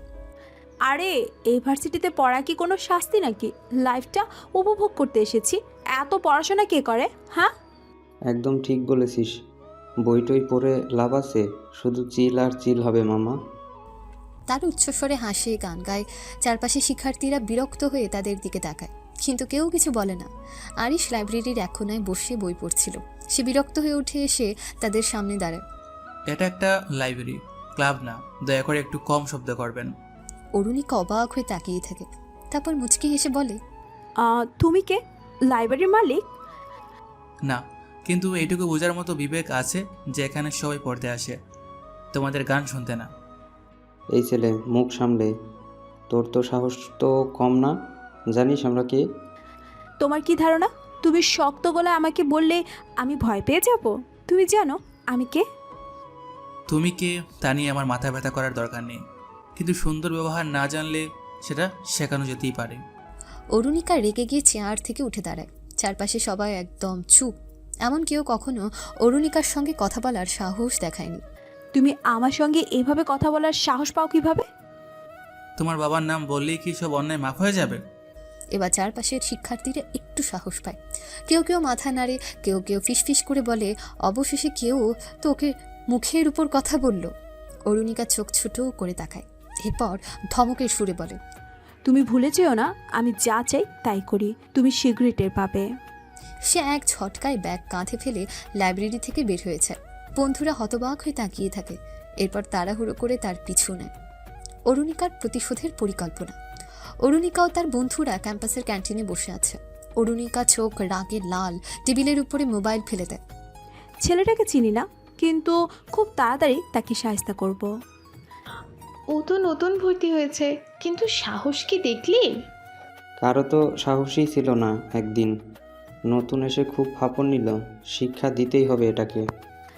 আমি একদিনও সহ্য করতে পারবো না এই অবস্থা, আজই কিছু একটা করতে হবে। সে চোখ বন্ধ করে ভাবে। কিছুক্ষণ পর মুখে রহস্যময় হাসি ফোটে তার। প্রিন্সিপালের অফিস, বড় একটা কাঠের ডেস্কের সামনে বসে আছেন প্রিন্সিপাল। তার সামনে সোফায় গাল ফুলিয়ে বসে আছে অরুণিকা, পাশে তার বান্ধবী রিদিতা ও মেহনাজ। প্রিন্সিপাল ভ্রু কুঁচকে তাকিয়ে আছেন। তুমি কি বললে? আরিশ লাইব্রেরির কোনায় বসে নেশা করছে? শুধু নেশা করেছে স্যার, মেয়েদেরকেও বিরক্ত করেছে, আমি নিজে দেখেছি এসব। প্রিন্সিপাল কিছুক্ষণ চুপ থেকে, এত বড় অভিযোগ, কিন্তু প্রমাণ আছে তোমার কাছে? প্রমাণ লাগবে না, আমি বলেছি এনাফ না? আপনি জানেন আমি কে, আমার বাবাকে? প্রিন্সিপাল একটু অস্বস্তিতে পড়ে যান। কাশেম, রিদিতার মেহনাজ মুখ চেপে হাসে। প্রিন্সিপাল অস্বস্তির হাসি দিয়ে আচ্ছা আচ্ছা, আমি ওকে ডাকছি। প্রিন্সিপাল ইন্টারকমে চাপ দেন। কয়েক মিনিট পর দরজার সামনে দাঁড়ায় আরিশ। ঠান্ডা চোখে তাকিয়ে থাকে ভেতরে থাকা মানুষগুলোর দিকে। সে ধীর পায়ে ভেতরে ঢোকে, একটা হাত পকেটে, আরেকটা হাত টেবিলের উপর রাখে। আরিশ, তোমার বিরুদ্ধে গুরুতর অভিযোগ উঠেছে। লাইব্রেরিতে তুমি নেশা করেছো এবং মেয়েদের বিরক্ত করেছো, এটা কি সত্যি? আরিশ চোখ তুলে শান্তভাবে, এগুলো মিথ্যে অভিযোগ স্যার, আমি এসব কিছু করিনি। প্রিন্সিপাল গভীরভাবে তাকিয়ে, কিন্তু তোমার নামে তো অভিযোগ এসেছে, সব একদম মিথ্যা বলছো। তাও প্রমাণ আছে এগুলোর? আমি একটু দেখতে চাই। প্রমাণ থাকলে আপনি যা শাস্তি দিবেন আমি মেনে নিব স্যার। এক মুহূর্তের জন্য অফিসের নীরবতা নেমে আসে। প্রিন্সিপাল অস্বস্তিতে পড়ে যান। অরুণিকা ঠোঁট কামড়ে চুপ করে থাকে, কারণ তার কাছে কোনো প্রমাণ নেই। প্রিন্সিপাল একটু চিন্তা করে। আচ্ছা, এবার মতো তোমাকে সতর্ক করে দিচ্ছি, ভবিষ্যতে যদি এমন কিছু শুনি তাহলে কড়া ব্যবস্থা নিতে বাধ্য হব। আরিশ কিছু না বলে তাকিয়ে থাকে, এরপর মাথা ছাঁকিয়ে বের হয়ে যায়। অফিসের দরজা থেকে বের হয়ে বাইরে করিডোরের সামনে গিয়ে দাঁড়াতে পেছন থেকে অরুণিকার ঠান্ডা গলা ভেসে আসে। অরুণিকার ঠোঁটে বিদ্রুপের হাসি। আমার সাথে লাগতে গেলে পরিণাম কখনো ভালো হয় না, মনে থাকবে তো? এটা শুধু হালকা একটু ছিল, পরের বার এত কম হবে না বললাম। আরিশ অরুণিকার কথা শুনে থামে। এক মুহূর্ত চুপ থেকে মাথা নাড়িয়ে হাসে, কিন্তু কোনো কথা না বলে বের হয়ে যায়। অরুণিকা শয়তানি একটা হাসি দিয়ে দাঁড়িয়ে থাকে। বিপদগ্রস্ত একজন বাবা ও আরিশ। সন্ধ্যার সময় হয়েছে। গলির মাথায় দাঁড়িয়েছিল আরিশ। একটা লোক তখন আতঙ্কিতভাবে ছুটে আসে। দৌড়াতে দৌড়াতে হাঁপিয়ে গিয়েছে একদম সে। তার মুখে ভয় আর আতঙ্ক স্পষ্ট। আরিশ রাস্তার পাশে দাঁড়িয়ে ফোনে কথা বলছিল। লোকটা এসে ওর সামনে পড়ে যায়। আরিশ স্যার, বাঁচান আমাকে, আমার মেয়েকে ডন তুলে নিয়ে গেছে, আপনি কিছু করেন। আরিশ মুহূর্তে ফোন কেটে দেয়। চোখে তীব্র আগুন জ্বলে ওঠে। এত বড় সাহস ডনের? কবে হয়েছে এই ঘটনা? কোথা থেকে তুলে নিয়েছে? আজ বিকেলে স্কুল থেকে ফেরার পথে ওর গুন্ডারা তুলে নিয়ে গেছে আমার মেয়েকে। আমি অনেক চেষ্টা করে কিছু করতে পারিনি স্যার, আমার মাইয়ারা বাঁচান। আরিশ তাতে দাঁত চাপে, চোখ লাল হয়ে ওঠে। চারপাশে লোকজন তার দিকে তাকিয়ে থাকে। চিন্তা করো না, তোমার মেয়ে ঠিকই ফিরবে, আমি তাকে নিয়ে আসবো। আরিশ দ্রুত পকেট থেকে ফোন বের করে টক্কাকে কল দেয়। সবাইকে একত্র করো, ডনের আস্তানায় হামলা হবে। Flashback, scene 1। এক বিশাল এলাকার বাংলো। বাইরে পাহারায় দাঁড়িয়ে আছে এক বন্দুকধারী কয়েকজন গুন্ডারা। ভেতরে বিলাসবহুল সোফায় আছোয়া হয়ে বসে আছে ডন। তার হাতে এক গ্লাস হুইস্কি, মুখে হালকা হাসি। সামনে দাঁড়িয়ে আছে কয়েকজন লোক, কাঁপতে থাকা গলায় কিছু বলার চেষ্টা করছে। বস, আমরা টাকা দিতে চাই, কিন্তু এত চাঁদা। ডন ধীরে ধীরে গ্লাস নামায়। তার চোখের ভেতরে ভয়ঙ্কর দৃষ্টি। চাঁদা দিতে পারবে না? বেশি হয়ে যায়। হঠাৎই ডন হাতের গ্লাস ছুঁড়ে মারে লোকটার মুখে। লোকটা মাটিতে পড়েছে, তার নাক দিয়ে রক্ত ছড়তে থাকে। আমি তোরে জিগাইয়া টাকার পরিমাণ কমু? রমরমা বিজনেস করবি কিন্তু আমাদের খুশি করবি না, এইটা তো হইব না। এখন যদি টাকা না দিস তোর দোকান থাকবে না। পেছন থেকে একজন গুন্ডা সামনে এসে দাঁড়ায়, হাতে লোহার রড। বস, কি করব? 2টা আঙ্গুল ভেঙে দে, যেন মনে থাকে, আর যাতে সাহস না করে তর্ক করার। গুন্ডা সাথে সাথে লোকটার হাত মুচড়ে ধরে। লোকটা চিৎকার করে ওঠে, কিন্তু কেউ তাকে বাঁচাতে আসে না। এক অন্ধকার ঘর। কিছু মেয়ে কাঁপতে কাঁপতে বসে আছে, তাদের হাতে দড়ি বাঁধা, চোখে ভয়ের ছাপ। দরজা খুলে ঢোকে ডন। বাসে তার ডান হাতি সোহাগ দাঁড়িয়ে আছে। ডন একটা মেয়ের চুল টেনে ধরে। জানিস তোরা কিসের জন্য এইখানে? মেয়েটা ফুপিয়ে কাঁদতে থাকে, কিচ্ছু বলে না। কান্না করবি না, তোর জন্য ভালো জায়গা ঠিক করেছি, বিদেশে পাঠিয়ে দেব, আরামের জীবন পাবি। পেছন থেকে আরেকজন গুন্ডা বলে ওঠে, এরা পালানোর চেষ্টা করছে বস। ওহো, পালানোর চেষ্টা? একজনের গালে চড় বসিয়ে দেয়। তোদের সাহস বেড়ে গেছে। মেয়েগুলো ভয়ে একসঙ্গে কাঁপতে থাকে। ডন সোহাগের দিকে তাকায়। ওইগুলোর ব্যবস্থা কর, আজকের রাতের মধ্যে মাল ডেলিভারি দিতে হবে। জি বস, করতেছি। সিন 3, চাঁদাবাজি। ডনের গ্যাংয়ের কিছু লোক একটা দোকানে গিয়ে দোকানের কর্মচারীকে মারধর করছে। হঠাৎ সেখানে হাজির হয় দোকানের মালিক। সে কাঁদতে কাঁদতে অনুনয় করছে, বস, আমার বোনের বিয়ে, আমাকে একটু সময় দেন। ডনের লোকেরা তার কর্মচারীকে মারা থামায়। কিন্তু মালিক ছেলেকে মারতে থাকে। তখনই ডন গাড়ি থেকে নেমে আসে। সময় দেব? তোকে সময় দিলে আমার প্রভাব থাকবে? বস, আমি টাকা ফেরত দিয়ে দেবো, প্লিজ। ডন পকেট থেকে বন্দুক বের করে যুবকের পায়ে গুলি করে দেয়। যুবক চিৎকার করে মাটিতে পড়ে যায়। এইবার সময় নে, আরাম করে হাঁটতে শিখ। অনেক সময় দিলাম, লুলা হইয়া যা। চারপাশে লোকজন ভয় পেয়ে ছড়িয়ে পড়ে। কেউ কিছু বলতে সাহস পাচ্ছে না। সিন 4, খুন। রাতের অন্ধকার, এক নির্জন রাস্তা। একটা গাড়ি এসে থামে। ভেতর থেকে নামানো হয় একজন হাত পা বাঁধা লোককে। ডন গাড়ি থেকে বেরিয়ে আসে। সিগারেটের ধোঁয়া ছাড়তে ছাড়তে তার দিকে তাকায়। শেষবারের মতন জিজ্ঞাসা করছি, আমার টাকা কই রাখছস? বললা দে এক্ষুনি। লোকটা কিছু বলতে পারে না, তার মুখ কাপড়ে বাঁধা। ডন ইশারা করলে তার গুন্ডারা লোকটাকে ধরে গর্তের সামনে নিয়ে যায় আর তার মুখটা খুলে দেয়। বিশ্বাস করেন বস, আমি জানি না। আচ্ছা, তুই তাহলে বলবি না? তাহলে মর। বিশ্বাসঘাতকের জায়গা কবরেই হয়। এক গুন্ডা পেছন থেকে গুলি চালায়। লোকটা ধপ করে পড়ে যায় গর্তের ভেতরে। ডন মুখে অদ্ভুত হাসি নিয়ে গাড়িতে উঠে বসে। চল গাড়ি চালু কর, নতুন কাজ আছে। ডনের দলের গাড়িগুলো স্টার্ট নেয়। রাতের অন্ধকারে তারপর মিলিয়ে যায়। বর্তমান এক অন্ধকার ঘর। ডনের হাতে রাখা সিগারেট থেকে ধোঁয়া উঠছে। বিশাল সোফায় পা তুলে বসে আছে ডন। সামনে কিছু মেয়ে ভয়ে কুঁকড়ে আছে। পেছনে কয়েকজন বন্দুকধারী দাঁড়িয়ে। ডন সিগারেটের ধোঁয়া ছাড়তে ছাড়তে মেয়েগুলো কাঁদছে। তাদের মধ্যে একজন কাঁদতে কাঁদতে ডনের দিকে তাকালো। কেঁদে লাভ নেই, এইখানে যারা আসে তারা আর ফেরে না। এটা বলে ডন হেসে ওঠে। পেছনে থাকা একজন গুন্ডা এগিয়ে আসে, হাতে একটা মোটা রড। এই মেয়েটাকে কাকে দেওয়া হবে বস? নতুন মাল আমার জন্য রেখে দে, বাকিদের ভাগ করে দে সবাইকে। আজকে নতুন মাল নিয়ে মজা নিব। এমন সময় বাইরে গুলি চলার শব্দ। ডনের হাসি মিলিয়ে যায়। সিন 3, গ্যাং ওয়ার শুরু। ডনের আস্তানায় বাইরে কালো একটা গাড়ির সামনে দাঁড়িয়ে আছে আরিশ। তার পেছনে কালো, টক্কা আর আরও কয়েকজন গ্যাং মেম্বার। হাতে বন্দুক, চোখে প্রতিশোধের আগুন। বস, আজ কি পুরো আস্তানায় ঘুরিয়ে দিব? ডনকে জ্যান্ত ধরতে হবে। টক্কা মাথা নাড়ে আর সবাই প্রস্তুত হয়। হঠাৎ গেট খুলে যায়। ভেতর থেকে বেরিয়ে আসে ডনের দল। উভয় গ্যাং মুখোমুখি হয়। কিছুক্ষণ চুপচাপ তাকিয়ে থাকার পরেই শুরু হয় গুলি বিনিময়। চারদিক থেকে গুলির শব্দে পরিবেশ কেঁপে ওঠে। আরিশ 2 হাতে পিস্তল বের করে গুলি চালায়। টক্কা, কালুও সাথে সাথে ঢুকে পড়তে থাকে ডনের আস্তানায়। ডনের লোকজন পাল্টা গুলি চালায়, কিন্তু আরিশের দল আগ্রাসী হয়ে ধেয়ে আসে। গোলাগুলি চলতে থাকে। ঠিক তখন হঠাৎই আরিশ ডনের সামনে এসে পড়ে। ডন বন্দুক বের করে, কিন্তু আরিশ ততক্ষণে সামনে ঝাঁপিয়ে পড়ে।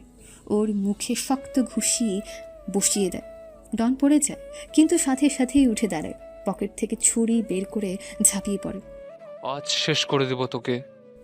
আরিশ দ্রুত একপাশে সরে গিয়ে ডনের হাতে লাথি মারে। ছুরিটা ছিটকে পড়ে যায়। তারপর আরিশ ডনের গলা চেপে ধরে তাকে দেয়ালের সাথে ধাক্কা দেয়। তোর সময় শেষ ডন। ডন হিচকি তুলে, কিন্তু কিছু বলার আগেই আরিশ তাকে ঘুষি মেরে মাটিতে ফেলে দেয়। সিন 4, মেয়েটার উদ্ধার। একটা ঘর থেকে কাঁদতে কাঁদতে বেরিয়ে আসে মেয়েটি। আরিশ তাকে দেখে কাছে যায়। ভয় নেই, এখন তুমি নিরাপদ। তোমাকে আর কেউ কিছু করতে পারবে না।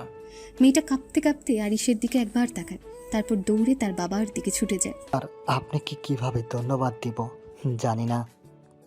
আমি ধন্যবাদের জন্য এসব করি না, অন্যায়ের বিরুদ্ধে দাঁড়ানো আমার দায়িত্ব।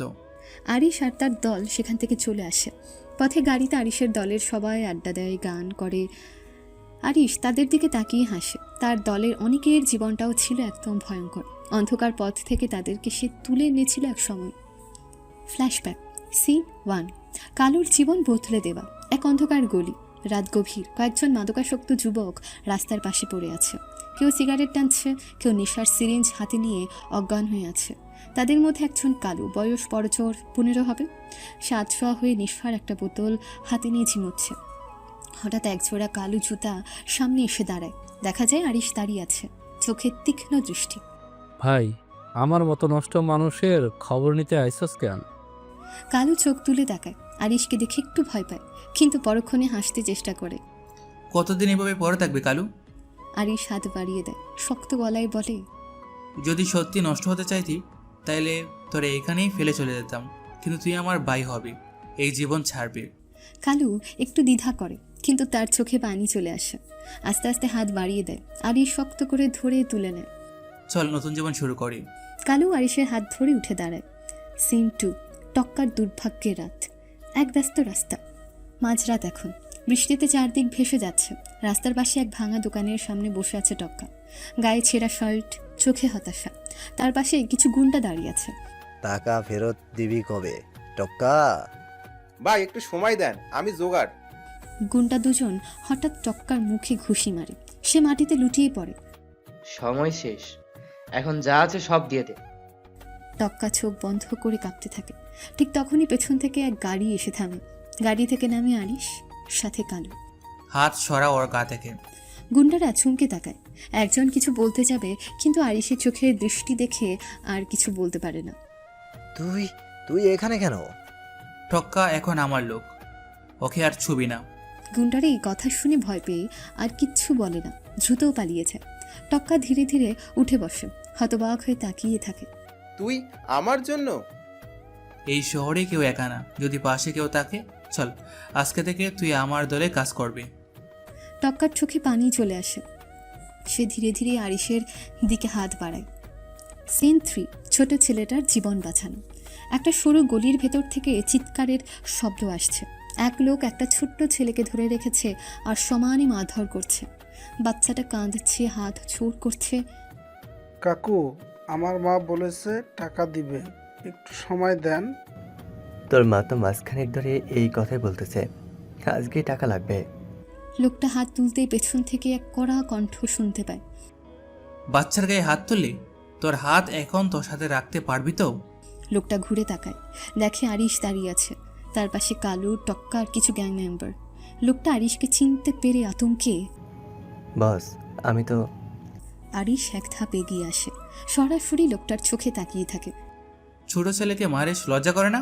এই ছেলেটা এখন থেকে আমার দায়িত্ব। তোর টাকা লাগলে আমার সাথে আয়, ওকে ছেড়ে দে। লোকটা তাড়াতাড়ি বাচ্চাকে ছেড়ে দেয়, পেছাতে পেছাতে গলির বাইরে চলে যায়। বাচ্চাটা ভয় পেয়ে আরিশের দিকে তাকিয়ে থাকে। নাম কি? রনি। চিন্তা করিস না, তোর আর কষ্ট হবে না। আরিশ রনির মাথায় হাত রাখে। কালু আর টক্কা পাশে দাঁড়িয়ে থাকে। নতুন পরিবারের সদস্য হিসেবে রনিকে গ্রহণ করে। বর্তমান সিন 5, ডনের প্রতিজ্ঞা। ডনের লোকেরা তাকে তুলে নিয়ে যাচ্ছে। সে মাটিতে পড়ে আছে, তার ঠোঁট ফাটা, চোখ ফুলে গেছে, কিন্তু তার চোখে প্রতিশোধের আগুন জ্বলছে। ডন ঘৃণা রাগ মিশানো গলায়, আরিশ, তোর জন্য এই অপমান সহ্য করলাম আমি, কিন্তু মনে রাখিস আমি ফিরে আসব এবং তোর জীবন নরক বানিয়ে দেব। ডন কোঁকাতে কোঁকাতে গাড়িতে উঠে যায়। এরপর ডনের গাড়িটা অন্ধকারে মিলিয়ে যায়। ভার্সিটির সেমিস্টার ফাইনাল পরীক্ষা চলছে। বিশাল হলরুম, চারদিকে পিংপতন, নীরবতা। শিক্ষার্থীরা মাথা নিচু করে উত্তর লিখছে। হলগার্ড কড়া নজরদারি করছে। হুট করে দেখা যায় অরুণিকার মুখে এক চতুর হাসি। সে পাশের বান্ধবীর দিকে তাকিয়ে চোখ টিপ দেয়। আস্তে করে একটা কাগজ গুটিয়ে হাতে নেয়, তারপর ধীরে ধীরে সেটা মেঝেতে ফেলে দিয়ে আরিশের পায়ের কাছে ঠেলে দেয়। এদিকে হলগার্ড সামনের বেঞ্চ থেকে ধীর পায়ে এগিয়ে আসে, কাগজটা দেখতে পায়। এই তুমি পা সরাও তো। আরিশ অবাক হয়ে পা সরিয়ে নেয়। হলগার্ড নিচু হয়ে কাগজটা তুলে ধরে, তারপর সেটার দিকে চোখ বোলায়। চারপাশে শিক্ষার্থীরা ফিসফিস করে কথা বলছে। হলগার্ড গম্ভীর স্বরে, এ কিসের কাগজ? অরুণিকা তৎক্ষণাৎ মুখে ভীষণ দুঃখী ভাব এনে বলে, স্যার, আমি তো দেখলাম আরিশ এই কাগজ দেখে দেখে লিখছিল। হলগার্ড কড়া দৃষ্টিতে তাকায়। চারপাশে সবাই মুখ টিপে হাসে, কেউ কেউ চুপচাপ তাকিয়ে থাকে। তোমাকে এখনই প্রিন্সিপালের অফিসে যেতে হবে। আরিশ হতবাক হয়ে তাকিয়ে থাকে। কিছু বলতে যাবে, তখনই হলগার্ড তার হাত ধরে টেনে নিয়েছে। প্রিন্সিপালের অফিস, বিশাল কাঠের ডেস্কের সামনে আরিশ দাঁড়িয়ে আছে। সামনে বসে আছে কড়া মেজাজের প্রিন্সিপাল, পাশে দাঁড়িয়ে আছে হলগার্ড, এক পাশে অরুণিকাও দাঁড়িয়ে আছে। তোমার মতো মেধাবী ছাত্রের কাছ থেকে এমন আচরণ আশা করি না আরিশ। এই কাজের জন্য তোমাকে ভার্সিটি থেকে বহিষ্কার করা হতে পারে। স্যার, আমি কিছু করিনি, এটা একটা ফাঁদ। দয়া করে সিসিটিভি ফুটেজ চেক করুন। প্রিন্সিপাল কিছুক্ষণ ভ্রু কুঁচকে তাকিয়ে থাকে, তারপর অফিসের পিয়নকে ইশারা করে সিসিটিভি ফুটেজ আনতে বলে। কিছুক্ষণ পর বড় স্ক্রিনে ফুটেজ চালু হয়। সবাই মনোযোগ দিয়ে দেখতে থাকে। ফুটেজে স্পষ্ট দেখা যায় নকলের কাগজটা আসলে অরুণিকা ফেলেছে। আরিশ নয়। হল গার্ডের মুখটা বিবর্ণ হয়েছে। অরুণিকা তখন অস্বস্তি নিয়ে একটু নড়ে চড়ে ওঠে। প্রিন্সিপাল এবার রেগে গিয়ে অরুণিকার দিকে তাকায়। এটা খুবই লজ্জাজনক কাজ। অরুণিকা, তোমার মতো একজন ছাত্রী কিভাবে এমন প্রতারণা করতে পারে? তোমাকে এই মুহূর্তে এক্সপেল করা হবে। তোমার আর পরীক্ষা দিতে হবে না। অন্য একজনকে ফাঁসানোর জন্য এত নিচু স্তরের কাজ করলে, ছি। অরুণিকার মুখ ফ্যাকাশে হয়েছে, সবিশ্বাস্য চোখে তাকিয়ে থাকে। অরুণিকা আতঙ্কিত হয়ে কেঁদে ফেলে। প্রিন্সিপালের সামনে হাত জোড় করে বলে, না স্যার, দয়া করে আমাকে এক্সপেল করবেন না। আমি ভুল করেছি, আমি মানছি, কিন্তু আমি সত্যি অনুতপ্ত। আরিশ কিছুক্ষণ চুপ করে অরুণিকার দিকে তাকিয়ে থাকে। তার চোখে কোনো রাগ নেই, বরং করুণা ফুটে ওঠে। স্যার প্লিজ, ওকে এক্সপেল করবেন না। সবাই ভুল করে, কিন্তু সেটা থেকে শেখার সুযোগও পাওয়া উচিত। ওকেও একটা সুযোগ দিন। সে তোমার সাথে এত বড় অন্যায় করেছে, তারপরও তুমি তার পক্ষ হয়ে সাফাই গেছ। প্লিজ স্যার, আপনি তাকে আরেকটা সুযোগ দেবেন। আমার অরুণিকার বিরুদ্ধে কোনো অভিযোগ নেই। প্রিন্সিপাল কিছুক্ষণ চিন্তা করেন, তারপর দীর্ঘশ্বাস ফেলে মাথা নাড়েন। প্রিন্সিপাল অরুণিকার দিকে তাকায়। ঠিক আছে, কিন্তু এই শেষবার। আর যদি এমন কিছু করো তাহলে কোনো সুযোগ পাবে না। অরুণিকার চোখ মুছে আরিশের দিকে তাকায়। তার চোখে অপরাধ বোধের ছাপ স্পষ্ট। যেই ছেলেটাকে সে এত অপমান করতে চাইলো, সেই ছেলেটাই কিনা তার পক্ষ হয়ে কথা বলছে।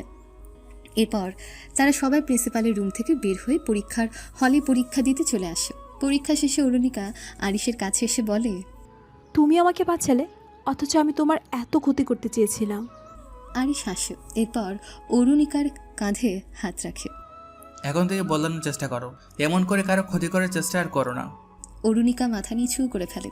তারপর ধীরে ধীরে বলে, তুমি কি আমাকে মাফ করতে পারবে আরিশ? আমি কখনোই কিছু মনে রাখিনি অরুণিকা।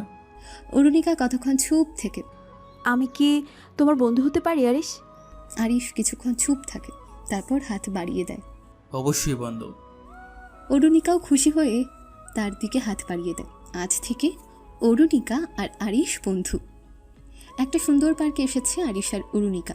চারিদিকে সবুজ ঘাস, বড় বড় গাছের ছায়া। বিকেলের নরম রোদ পার্কের চারপাশে আলো ছড়িয়ে দিয়েছে। ঝর্ণার পাশে বসে আছে আরিশ আর অরুণিকা, দুজনের হাতেই কফির কাপ। বুঝলে আরিশ, আমি কখনো ভাবিনি যে একদিন তোমার মতো একটা ছেলের সাথে পার্কে বসে কফি খাবো। জীবন অনেক অদ্ভুত, তাই না? অরুণিকা মুচকে হাসে। ঠিক তখনই কিছু ছোট টোকাই বাচ্চার সামনে দিয়ে দৌড়ে যায়। তাদের জামাকাপড় ময়লা, কিন্তু মুখে হাসি লেগে আছে। তারা মাটিতে বসে খেলছে। আরিশ হঠাৎ উঠে গিয়ে একটা ছোট ছেলেকে কোলে তুলে নেয়। ছেলেটা খিলখিল করে হাসে। কেমন আছো রাজু? ভালো আছি দাদা, তুমি অনেকদিন পর আসলা। আরিশ আরেকটা ছোট মেয়ের মাথায় হাত বুলিয়ে দেয়। সে লাজুক হেসে তাকিয়ে থাকে। তুমি ওদের এত আদর করছো কেন? ওরা তো টোকায়। আরিশ চুপ করে কিছুক্ষণ তাকিয়ে থাকে, তারপর ধীরে ধীরে বলে, ঠুকাই? তাতে কি হয়েছে? ওরা নোংরা আরিশ। অরুণিকা, এই ছোট ছেলেটা কি ইচ্ছা করে এইভাবে জন্মাচ্ছে? এরা কি চেয়েছিল রাস্তায় বড় হতে? ভাগ্য ওদেরকে এখানে এনে দাঁড় করিয়েছে। তুমিও তো ওদের জায়গায় থাকতে পারতে। অরুণিকা একটু অপ্রস্তুত হয়ে যায়, কিছু বলে না। মানুষ কখনো ছোট হয় না, তাদের পরিস্থিতি তাদেরকে অসহায় করে দেয়। আমি এদের শুধু ভালোবাসা দিচ্ছি, যা এদেরকে জন্ম থেকে কেউ দেয়নি। অরুণিকা তখন বিরক্তির ভঙ্গিতে মুখ ঘুরিয়ে নেয়। আমার এসব বুঝতে হবে না, আমার এদের দেখলে ঘৃণা হয়। একদিন বুঝবে।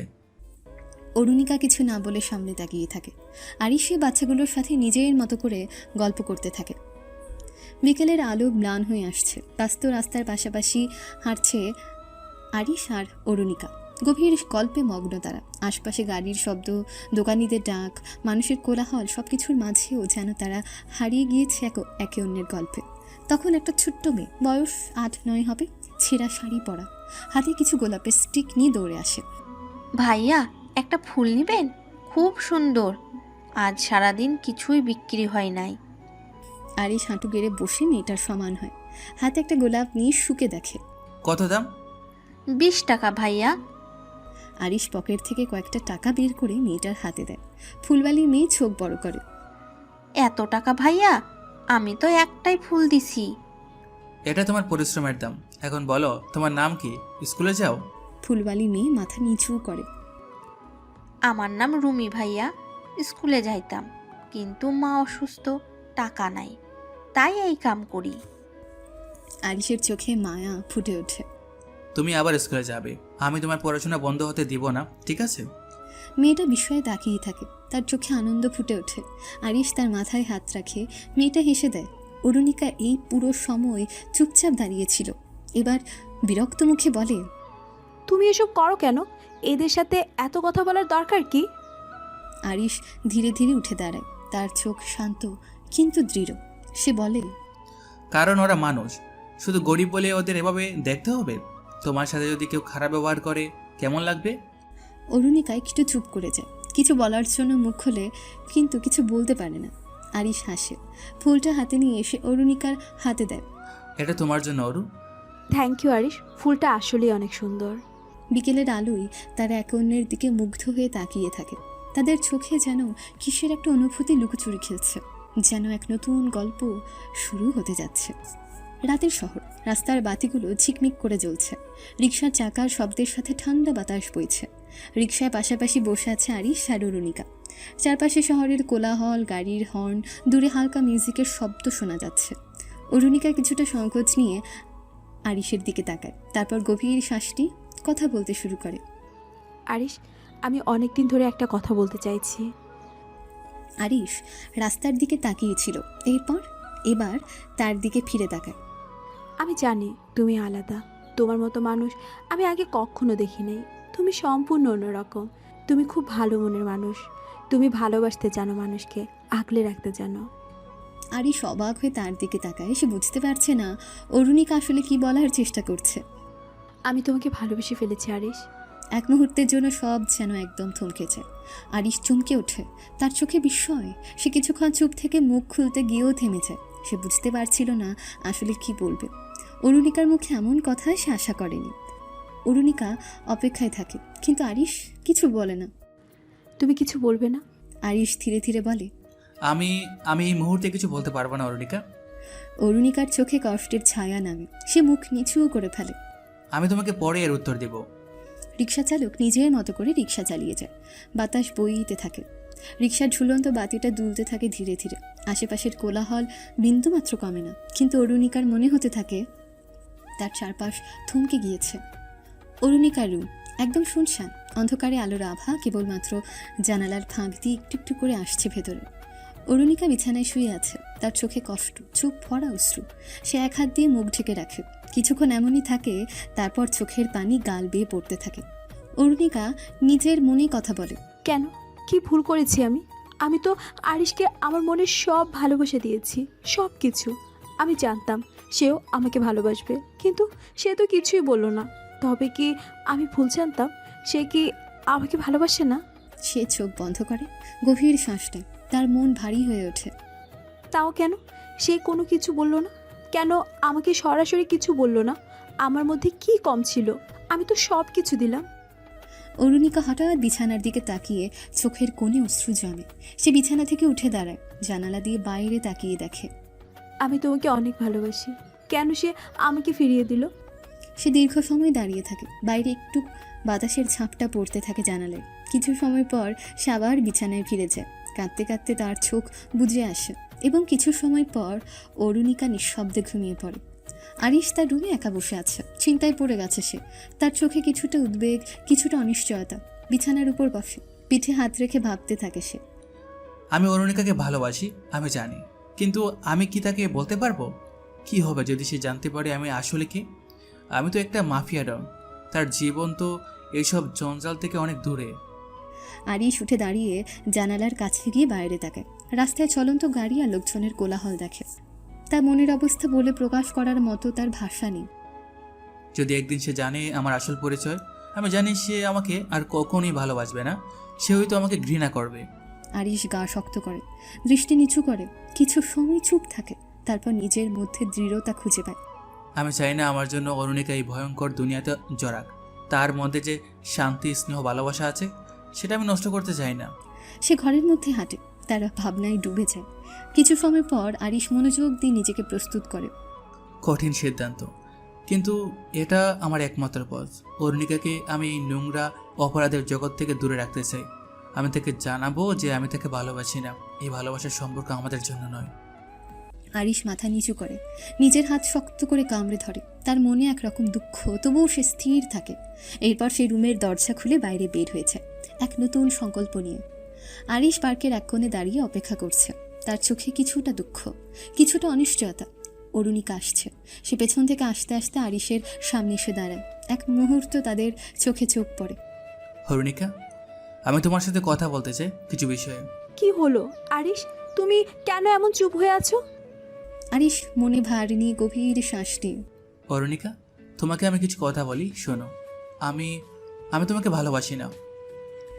অরুণিকা কিছু সময় স্তম্ভিত হয়ে থাকে। তার চোখে অদ্ভুত কষ্ট ফুটে ওঠে। অরুণিকা চোখের জল আটকাতে চেষ্টা করে। তুমি কি বলছো আরিশ? তুমি আমাকে ভালোবাসো না? কিন্তু তুমি তো বলেছিলে। আরিশ নিজেকে অনেক কষ্টে ঠিক রাখে। আমি আমি শুধু তোমাকে বন্ধু হিসেবে দেখি। এটা বাদ আর কোনো সম্পর্ক আমাদের মধ্যে হবে না। আমি চাই না তুমি আমার মতো কাউকে ভালোবাসো। অরুণিকা কেঁদে ফেলে। তার মুখে হতাশা আর চোখে গ্লানি ছড়িয়ে পড়ে।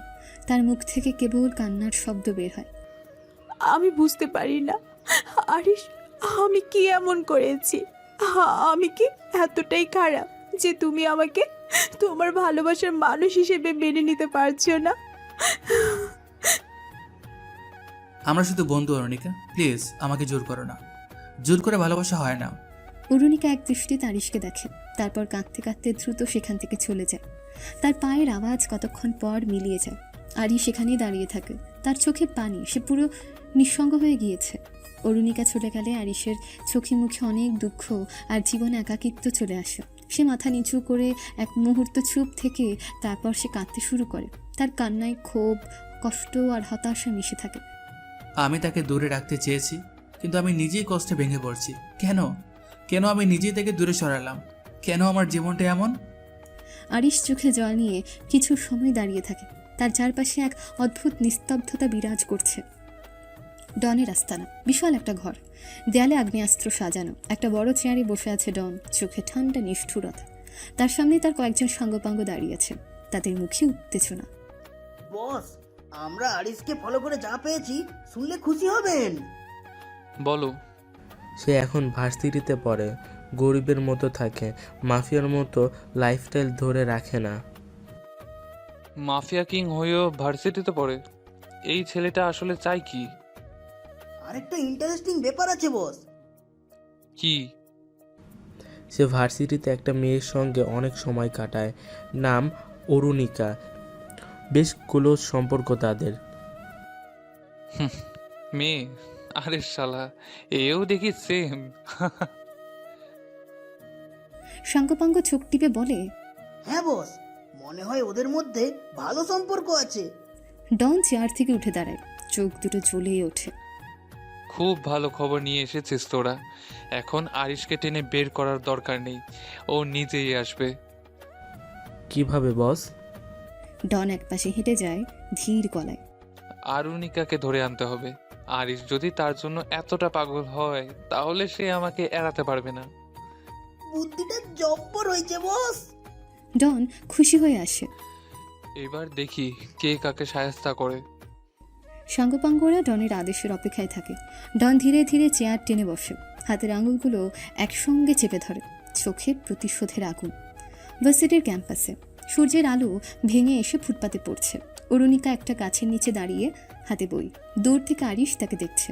তাদের চোখ একে অপরের দিকে পড়ছে, কিন্তু দুজনের মধ্যে কোনো কথা হয় না। তারা শুধু এমন করে একে অপরকে দেখে। অরুণিকার চোখে কিছুটা হতাশা, আরিশের চোখে দ্বন্দ্ব। অরুণিকা নিজের সাথেই বিড়বিড় করে, কিভাবে পারলো আরিশ এটা? এত নিষ্ঠুরও। অরুণিকা দ্রুত তার চোখ মুছে নেয়। তার মুখে কষ্টের ছাপ স্পষ্ট। মুখ নিচু করে সে দ্রুত সেখান থেকে চলে যায়। অরুণিকা চলে যাবার পর আরিশ কিছু মুহূর্ত দাঁড়িয়ে থাকে, এক দৃষ্টিতে তাকিয়ে থাকে। তারপর সে নিজের মনে কিছু ভাবতে থাকে। আরিশ নিজের মনে, অরুণিকা থেকে দূরে থাকতেই হবে আমাকে। অরুণিকা যদি জানে আমার আসল পরিচয়, সে আমাকে ঘৃণা করবে। তাই তাকে ভালো রাখার একমাত্র উপায় আমি দূরে থাকবো। আরিশ কিছুক্ষণ দাঁড়িয়ে থাকলে এরপর একটা দীর্ঘশ্বাস নেয়। অরুণিকা চলে যাওয়ার দৃশ্য তার চোখে ভাসে। সে এক গম্ভীর চেহারা নিয়ে ধীরে ধীরে ক্যাম্পাসের ভেতরে চলে যায়। তার ভেতরে শুধু কষ্ট জমতে থাকে। এই কষ্টের কোনো শেষ নেই। ডন তার দলের লোকজনদের সাথে একটা গোপন জায়গায় মিটিং করতে বসে। ঘরের পরিবেশ ভয়ঙ্কর, একদম নিভু নিভু আলো, একটা বাল্ব জ্বলছে, চারপাশে ডনের দলের লোকজন। ডন বসে রয়েছে একটা বড় টেবিলের কাছে, হাতে সিগারেট, চারপাশে তার বিশ্বস্ত সাঙ্গপাঙ্গরা, তারা সবাই মনোযোগ দিয়ে ডনের কথা শুনে। ডন একটা সিগারেট ধরিয়ে ধীরে ধীরে কথা বলতে থাকে। শোন, ওই শালা আরিশ বেশ চালাক। শান্ত হয়ে থাকলেও সে কিন্তু ঠান্ডা মাথায় যে কোনো কিছু করতে পারে। যদি তার বান্ধবীকে আমি কিডন্যাপ করি তাহলে সে পাগল হয়ে যাবে আর আমার কাছে ছুটে আসবে বান্ধবীকে বাঁচাইতে, আর তখনই আমি মেজর ক্ষতি করতে পারবো। ডনের চোখে এক ধরনের শীতল হুমকি। সে সিগারেটের ধোঁয়া ছেড়ে আবার কথা বলতে শুরু করে। আরুনিকাকে ধরে আনলে 2 দিন পরে নিয়ে যাবে আমার আরও কিছু লোকজন। আমি মধ্যপ্রাচ্যে পাচার করে দেব তাকে। এইটা আমার লুকানো ব্যবসা। আরিশ কি করবে? ছুটে আসবে, আমাকে ধরতে আসবে, কিন্তু তাকে আমি এই মুহূর্তে শেষ করে দেব। ডনের এক সাঙ্গপাঙ্গ কালো হালকা গোফালা লোক, ভয় একটু সিটিয়ে থাকে, কিন্তু ডন তার দিকে এক কঠিন দৃষ্টিতে তাকায় আর বলে, কি ভয় পেয়েছো? তুমিও জানো এই কাজটা করলে আরিশকে খুঁজে বের করতে পারবে না। মেয়ে পাচার করতে করতে আমি বুড়ো হয়ে গেলাম। আমাকে আজ পর্যন্ত কেউ থামাতে পারে নাই, ওই আরিশও পারবে না। ওরে আমি পিষে ফেলবো একদম। ডন আবার হাসে, তার মুখে একরকম জঘন্য হাসি। তারপর সে উঠে দাঁড়িয়ে সাঙ্গপাঙ্গদের দিকে তাকিয়ে নির্দেশ দেয়, কাজ শুরু করো। সব কিছু একদম নিখুঁতভাবে করতে হবে। আরিশ যেন আমার পায়ে পড়ে নিজের বান্ধবীর জন্য কাঁদে। তাড়াতাড়ি কাজ শুরু করো। ডন তার দলের সদস্যদের দিকে একটা নিষ্ঠুর হাসি দেয়। তারা সবাই তখন কাজ করতে চলে যায়। ডন আবার একা বসে থাকে, এক দীর্ঘশ্বাস নেয়, যেন তার অপারেশন শুরু করতে প্রস্তুত। অরুণিকা একটা বিলাসবহুল গাড়িতে সোজা যাচ্ছিল। তার চেহারায় চিন্তা আর কিছুটা ক্লান্তি। গাড়ির জানলা দিয়ে বাহিরের দৃশ্য দেখা যাচ্ছে। তার চোখে কিছুটা উদ্বেগ, কিছুটা গভীর মনোযোগ। গাড়ির ড্রাইভার শান্তভাবে গাড়ি চালাচ্ছে। হঠাৎ একটা কালো গাড়ি দ্রুত এসে তাদের গাড়ির পাশে দাঁড়িয়ে পড়ে। অরুণিকা তৎক্ষণাৎ কিছুটা ভয় পায়। অরুণিকা মৃদু গলায় চিন্তিত, এটা কি? কেন এই গাড়িটা আমাদের কাছে আসলো? হঠাৎ ডনের লোকজন গুলি করে ড্রাইভারকে মারে। গুলির শব্দে অরুণিকা ভয় চমকে ওঠে, তার চোখে আতঙ্ক। অরুণিকা কাঁপতে কাঁপতে, না, কি হচ্ছে? ড্রাইভার, তুমি ঠিক আছো? ড্রাইভার উত্তর দেয় না। ডনের লোকজন গাড়ির দরজা খুলে অরুণিকাকে ধরতে আসে। অরুণিকা কিছু বুঝে উঠতে পারে না। সে পালানোর চেষ্টা করে, কিন্তু দ্রুতই তাকে ধরে ফেলে। ছাড়, আমাকে ছেড়ে দাও। ডনের লোকজন তার মুখ চেপে ধরে, তাকে গাড়িতে তুলে নেয়। অরুণিকা কিছু বুঝে ওঠার আগেই তাকে নিয়ে যায়। তার চোখে কান্নার ভয়, তবে কেউ তাকে বাঁচাতে আসে না। বাইরে থেকে গুলি আর গাড়ির শব্দ শোনা যায়। প্লিজ, আমার কিছু করো না, আমি কিছু জানি না, আমি কি দোষ করেছি? ডনের লোকেরা তাকে গাড়িতে নিয়ে যাওয়ার সময় অরুণিকার মুখে ভয় আর অসহায়ত্ব সব মিলিয়ে একটা আলাদা অনুভূতি কাজ করে। এই মুহূর্তে অরুণিকার চোখে শুধু একটাই প্রশ্ন, কে তাকে কিডন্যাপ করেছে? কারা করেছে? কি এমন করেছে সে? কেউ কি তাকে বাঁচানোর জন্য আসবে? অরুণিকাকে একদম দড়ি দিয়ে হাত পা পেঁচিয়ে ধরে ডনের সামনে আনা হয়। তার চোখে আতঙ্ক, শরীরে শীতলতা এবং মুখে কষ্টের রেখা স্পষ্ট। হাত পা বাঁধা, সে নিজেকে কোনোভাবেই মুক্ত করতে পারছে না। ডন তার দিকে তাকিয়ে হাসছে। তার সঙ্গীরা পাশে দাঁড়িয়ে এবং তাদের চোখে এক ধরনের আনন্দের ছাপ, যেন তারা এই দৃশ্য উপভোগ করছে। ডন হাসতে হাসতে ঠান্ডা গলায়, কেমন লাগছে ছোট্ট মেয়ে? ভয় পাচ্ছ? ভয় পেও না, তোমাকে তুলে এনেছি আদর যত্ন করতে একটু, বুঝলে? অরুণিকা কষ্ট এবং ভয় পাওয়া চেহারা নিয়ে তাকিয়ে থাকে, কিন্তু সে নিজের আত্মসম্মান বজায় রাখার চেষ্টা করে। তার গলার স্বর দুর্বল, কিন্তু সে কথা বলে।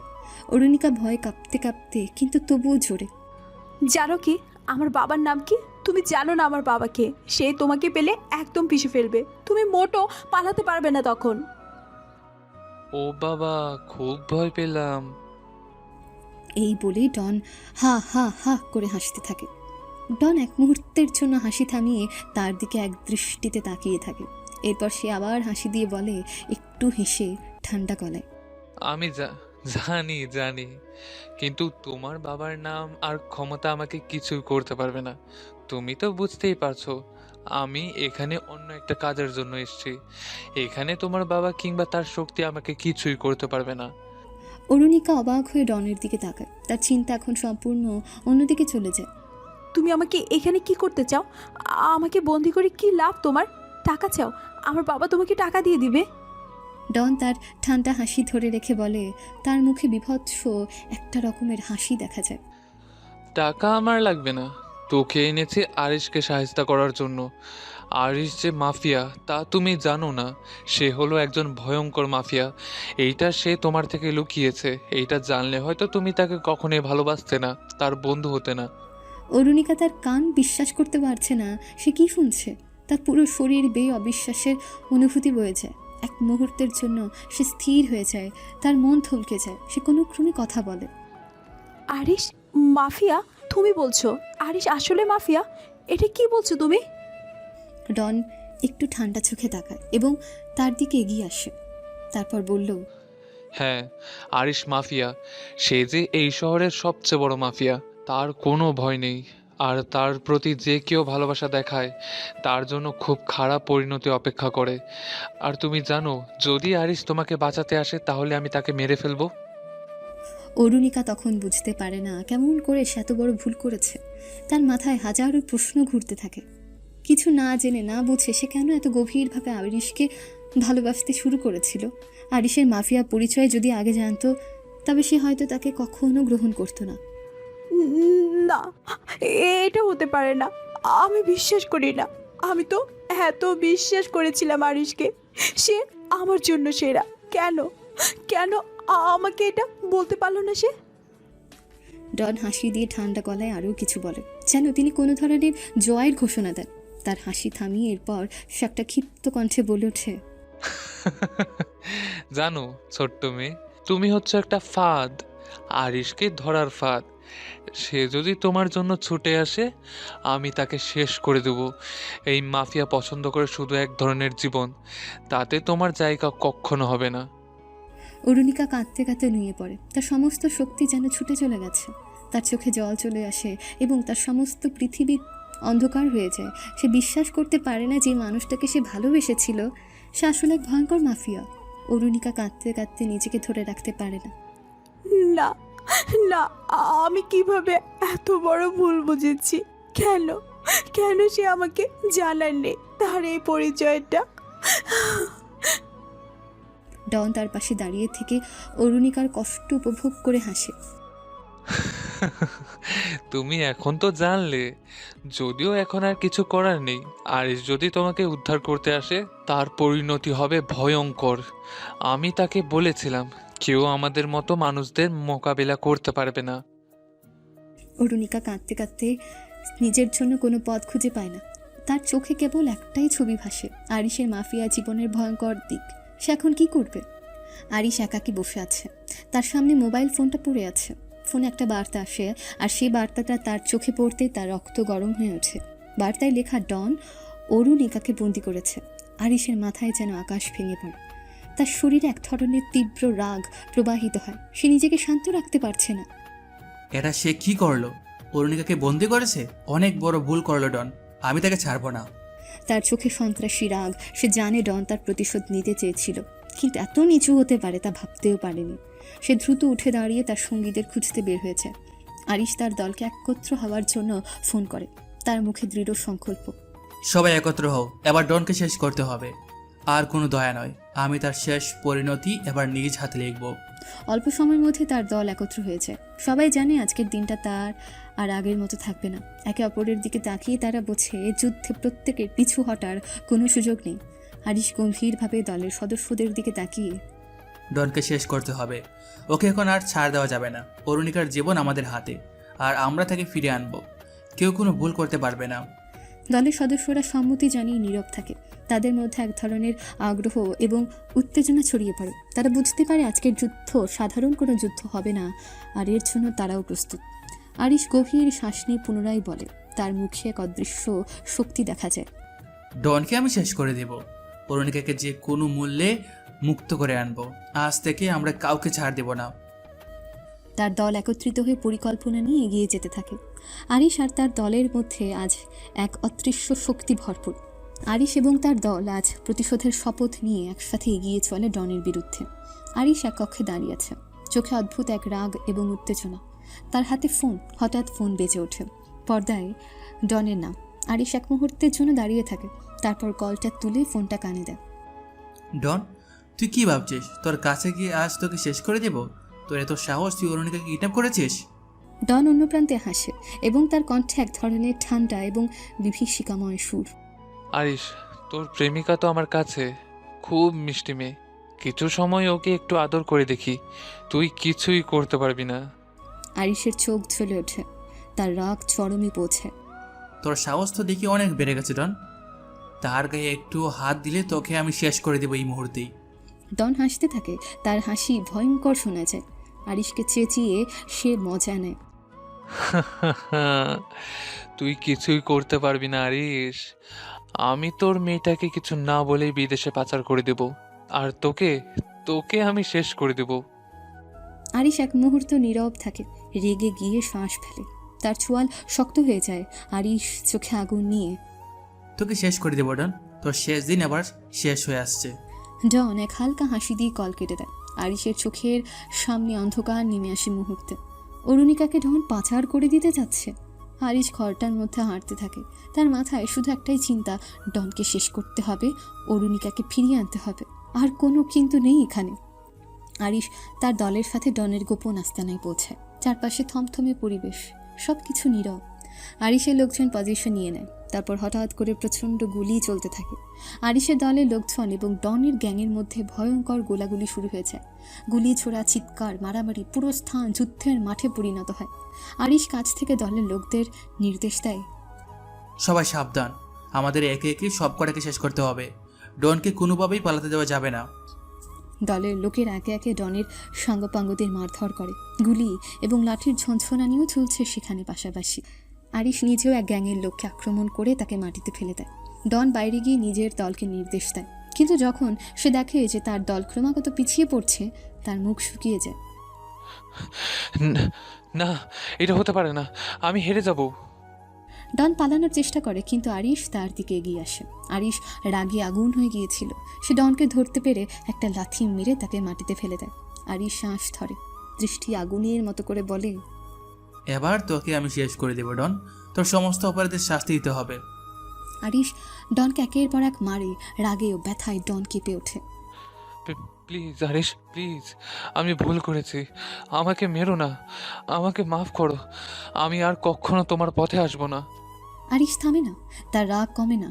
তখন হঠাৎ টক্কা এসে তার সামনে দাঁড়িয়ে যায়, তাড়াহুড়ো করে, বস বস প্লিজ থামুন, আপনি এভাবে ডনকে মারলে তার অবস্থা আরো খারাপ হয়ে যাবে, সে মারা যাবে। আপনি তো তাকে মেরে ফেলতে চান না, আপনি তো খুনি না। বস প্লিজ থামুন। আরিশ থমকে দাঁড়ায়, কিছুক্ষণ চুপ করে থাকে। তারপর তার চোখ টক্কার দিকে চলে যায়। টক্কা এক পা এগিয়ে গিয়ে একটু কাঁপতে কাঁপতে বলে, অনুগ্রহ করে বস একটু থামুন, আপনি তাকে মেরে ফেললে আপনিও তার মতো হয়ে যাবেন, আপনাদের মধ্যে তখন আর কোনো পার্থক্য থাকবে না। আরিশ এক মুহূর্তের জন্য থেমে থাকে, তার শ্বাস উঁচু হয়ে যায়। তারপর সে চুপচাপ ডনকে ফেলে দেয়। ডন মাটিতে পড়েই কাঁপছে। তখন অরুণিকা চলে আসে, তার চোখে উদ্বেগ ও দুঃখ। সে আরিশের দিকে এগিয়ে এসে তার সামনে দাঁড়ায়। অরুণিকা আশেপাশে তাকিয়ে আরিশের চোখে চোখ রাখে। আরিশ প্লিজ থামো, এভাবে তুমি ডনকে মেরে ফেললে কিচ্ছু হবে না, আমার মন শান্ত হবে না। আমি জানি তুমি কাউকে মারতে পারো না, তুমি অমর নও। আরিশ ধীরে ধীরে ডনকে ছেড়ে দেয়। তার চোখে কিছুটা শান্তি আসে, কিন্তু কিছুটা উত্তেজনাও রয়ে যায়। সে একটু থামে, চোখে তার এক ফোঁটা জল চলে আসে, তারপর মুখ ফিরিয়ে নেয়। আমি তাকে ছাড়লাম অরুণিকা, কিন্তু তার শেষ হয়ে যাওয়া ছাড়া আমি আর কিছু ভাবতে পারবো না। অরুণিকা আরিশের চোখে একরকম জেদের ছাপ দেখে সে এগিয়ে এসে তাকে ধরে ফেলে। আরিশ তার দলের সাথে ডনের আস্তানায় আরও কিছু বন্দি থাকা মেয়েকে মুক্ত করে। তারা সবাই নিরাপদে বের হয়ে আসে। সবার চোখে নতুন আশা। আরিশ তাদের সবাইকে বাড়ি যাওয়ার নির্দেশ দেয়। মেয়েরা আরিশের দিকে কৃতজ্ঞ দৃষ্টিতে তাকিয়ে যায় এবং তারপর একে একে চলে যায়। তোমরা সবাই নিরাপদ, এবার বাড়ি ফিরে যাও। মেয়েরা একে একে বের হয়ে যায়। অরুণিকা আর আরিশ একে অপরের দিকে তাকিয়ে থাকে। অরুণিকা আরিশের কাছে যায়। আরিশ, আমি জানি তুমি আমার থেকে তোমার পরিচয় লুকিয়েছো। তুমি কেন আমাকে তোমার আসল পরিচয় দিলে না? আরিশ চুপ করে থাকে, তার চোখে কোনো উত্তর নেই। সে শুধু চুপচাপ দাঁড়িয়ে থাকে। তুমি জানো, এত কিছু হওয়ার পরও আমি এখনো তোমাকে ভালোবাসি আরিশ। এই কথা শুনে আরিশ কিছুক্ষণ চুপ থাকে। তার হৃদয় কেঁপে ওঠে। সে এক মুহূর্তের জন্য স্তম্ভিত হয়ে যায়। তারপর ধীরে ধীরে অরুণিকার দিকে তাকায়। অরুণিকা? অরুণিকা কাঁদতে কাঁদতে আরিশের কাছে যায় এবং তাকে জড়িয়ে ধরে। আরিশ একটু দাঁড়িয়ে থেকে তার হাত দিয়ে অরুণিকাকে শক্ত করে ধরে। তার চোখে এতক্ষণ কান্না আটকে ছিল, কিন্তু সে সব চেপে রেখেছিল, কিন্তু এখন আর সে নিজেকে থামায় না। আরিশও কান্না করে দেয়। এরপর সে হঠাৎ অরুণিকার কপালে চুমু খায়। তাদের এই আবেগপূর্ণ মুহূর্তে সময় যেন থেমে যায়। তারপর আরিশ, অরুণিকা এবং আরিশের দল সবাই ডনের আস্তানা থেকে বেরিয়ে আসে। আরিশ তার ফোন বের করে কিছু একটা মেসেজ পাঠায় কাউকে। কিছু সময় পর পুলিশ এসে ডনের আস্তানা ঘিরে ফেলে। পুলিশ ডন আর তার দলের সবাইকে ধরার কাজ শুরু করে। আরিশ আসলে পুলিশকে মেসেজ দিয়ে কল দিয়ে বলেছিল, ডনের আস্তানার ঠিকানা পাঠালাম, সে এবং তার পুরো দলকে ধরার সময় এসেছে। পুলিশ এসে ডন এবং তার পুরো দলকে গ্রেফতার করে ফেলে। ডন তার সঙ্গপাঙ্গদের সাথে আস্তানায় ধরা পড়ে। পুলিশ তাদের আটক করে। আরিশ অরুণিকার দিকে তাকিয়ে শান্তভাবে তার হাত ধরে। অরুণিকা হালকা মুচকি হাসে। তাদের মাঝে একটা শান্তির অনুভূতি ছিল, যা এতদিন চেয়েছিল তারা। আরিশ এবং অরুণিকা একে অপরকে দেখে। কিছু না বলে তাদের হাত একে অপরের মধ্যে শক্ত হয়ে ধরে থাকে। অরুণিকা এবং আরিশ একটা রেস্টুরেন্টে বসে আছে। দুজনে একটু নার্ভাস হলেও একে অপরের দিকে তাকিয়ে থাকে। অরুণিকা প্রথমে কথা বলতে শুরু করে। আমি জানি তুমি ভয় পেয়েছিলে, কিন্তু আরিশ, তোমার পরিচয় শুনে যে আমি তোমাকে ঘৃণা করব তেমন কিছু নয়। আমি তোমাকে আগের মতোই ভালোবাসি। আমি জানি তুমি একজন মাফিয়া, কিন্তু তুমি সেই মাফিয়া নও যে মানুষদের ক্ষতি করে। তুমি সেই মাফিয়া যে গরিবদের সাহায্য করে, অন্যায়কারীদের শাস্তি দেয়। অরুণিকা কিছুক্ষণ চুপ থাকে, তারপর আরিশের দিকে তাকিয়ে বলে, প্লিজ আমাকে ফিরিয়ে দিও না, আমি সত্যি তোমাকে ভালোবাসি। আরিশ একটু চুপ থাকে, তারপর অরুণিকার হাত ধরে। আরিশ মৃদু হাসে। অরুণিকার হাত ধরতে ধরতে, আমি জানি তুমি আমাকে ভালোবাসো, কিন্তু আমি ভয় পেতাম তুমি জানলে আমাকে ছেড়ে চলে যাবে। তখনই আমি মিথ্যা বলেছিলাম আমি তোমাকে ভালোবাসি না, কিন্তু আমি আসলে তোমাকে অনেক ভালোবাসি অরুণিকা। আরিশ ও অরুণিকা একে অপরকে গভীরভাবে তাকিয়ে থাকে। তারা একে অপরের হাত ধরে বসে থাকে। এটা ছিল তাদের জন্য এক নতুন শুরু। এখন তাদের এক হতে আর কোনো বাধা নেই। আরিশ এবং অরুণিকা লাইব্রেরির এক কোণায় বসে আছে। পুরো লাইব্রেরি প্রায় খালি, শুধু মাঝে মাঝে কোনো না কোনো স্টুডেন্টের হালকা হাঁটার শব্দ শোনা যাচ্ছে। অরুণিকা একটা বই পড়তে চেষ্টা করছে, কিন্তু বারবার তার চোখ আরিশের দিকে চলে যাচ্ছে। আরিশও তাকিয়ে আছে, কিন্তু সে চুপচাপ। তার মনে কিছু একটা চলছে, কিন্তু কিচ্ছু বলছে না। অরুণিকা বইয়ের পৃষ্ঠা ঘুরায়। হুট করে তাকিয়ে দেখে আরিশ এবং তার দুষ্টু হাসিটা দিয়ে তার দিকে তাকিয়ে আছে। এই ইঙ্গিতটা অরুণিকা বোঝে। আরিশ, কি হচ্ছে এসব? তুমি কেন আমার দিকে তাকিয়ে আছো বারবার? দূরে গিয়ে বসো, পড়তে মন বসাতে পারছি না।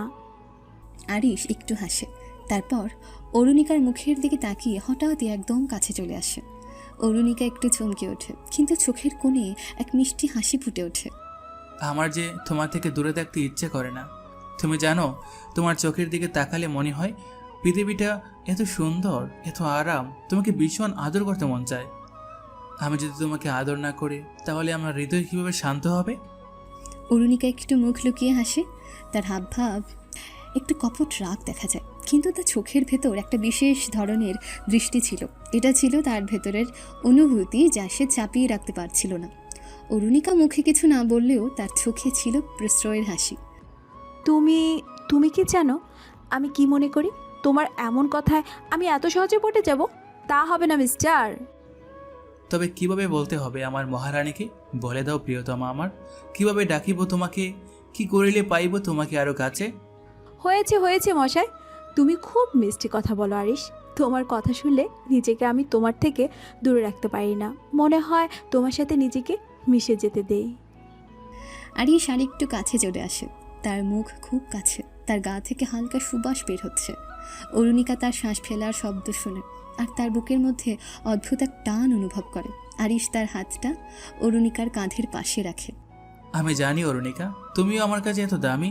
আমি তোমাকে যতটা ভালোবাসি তা ভাষায় প্রকাশ করা অসম্ভব। তুমি কি বুঝতে পারছো? তুমি যদি আমাকে ছেড়ে চলে যাও, তাহলে আমি বাঁচব না। অরুণিকা চুপ করে থাকে। তার হৃদয় পেটের ভেতর কেমন একটা অনুভূতি নিয়ে চেপে ধরছে। তারপর ধীরে ধীরে সে আরিশের হাত ধরে নেয়। আমি জানি তুমি কি অনুভব করো। তোমার কথা শুনে আমারও ভিতরে একটা অদ্ভুত অনুভূতি আসে।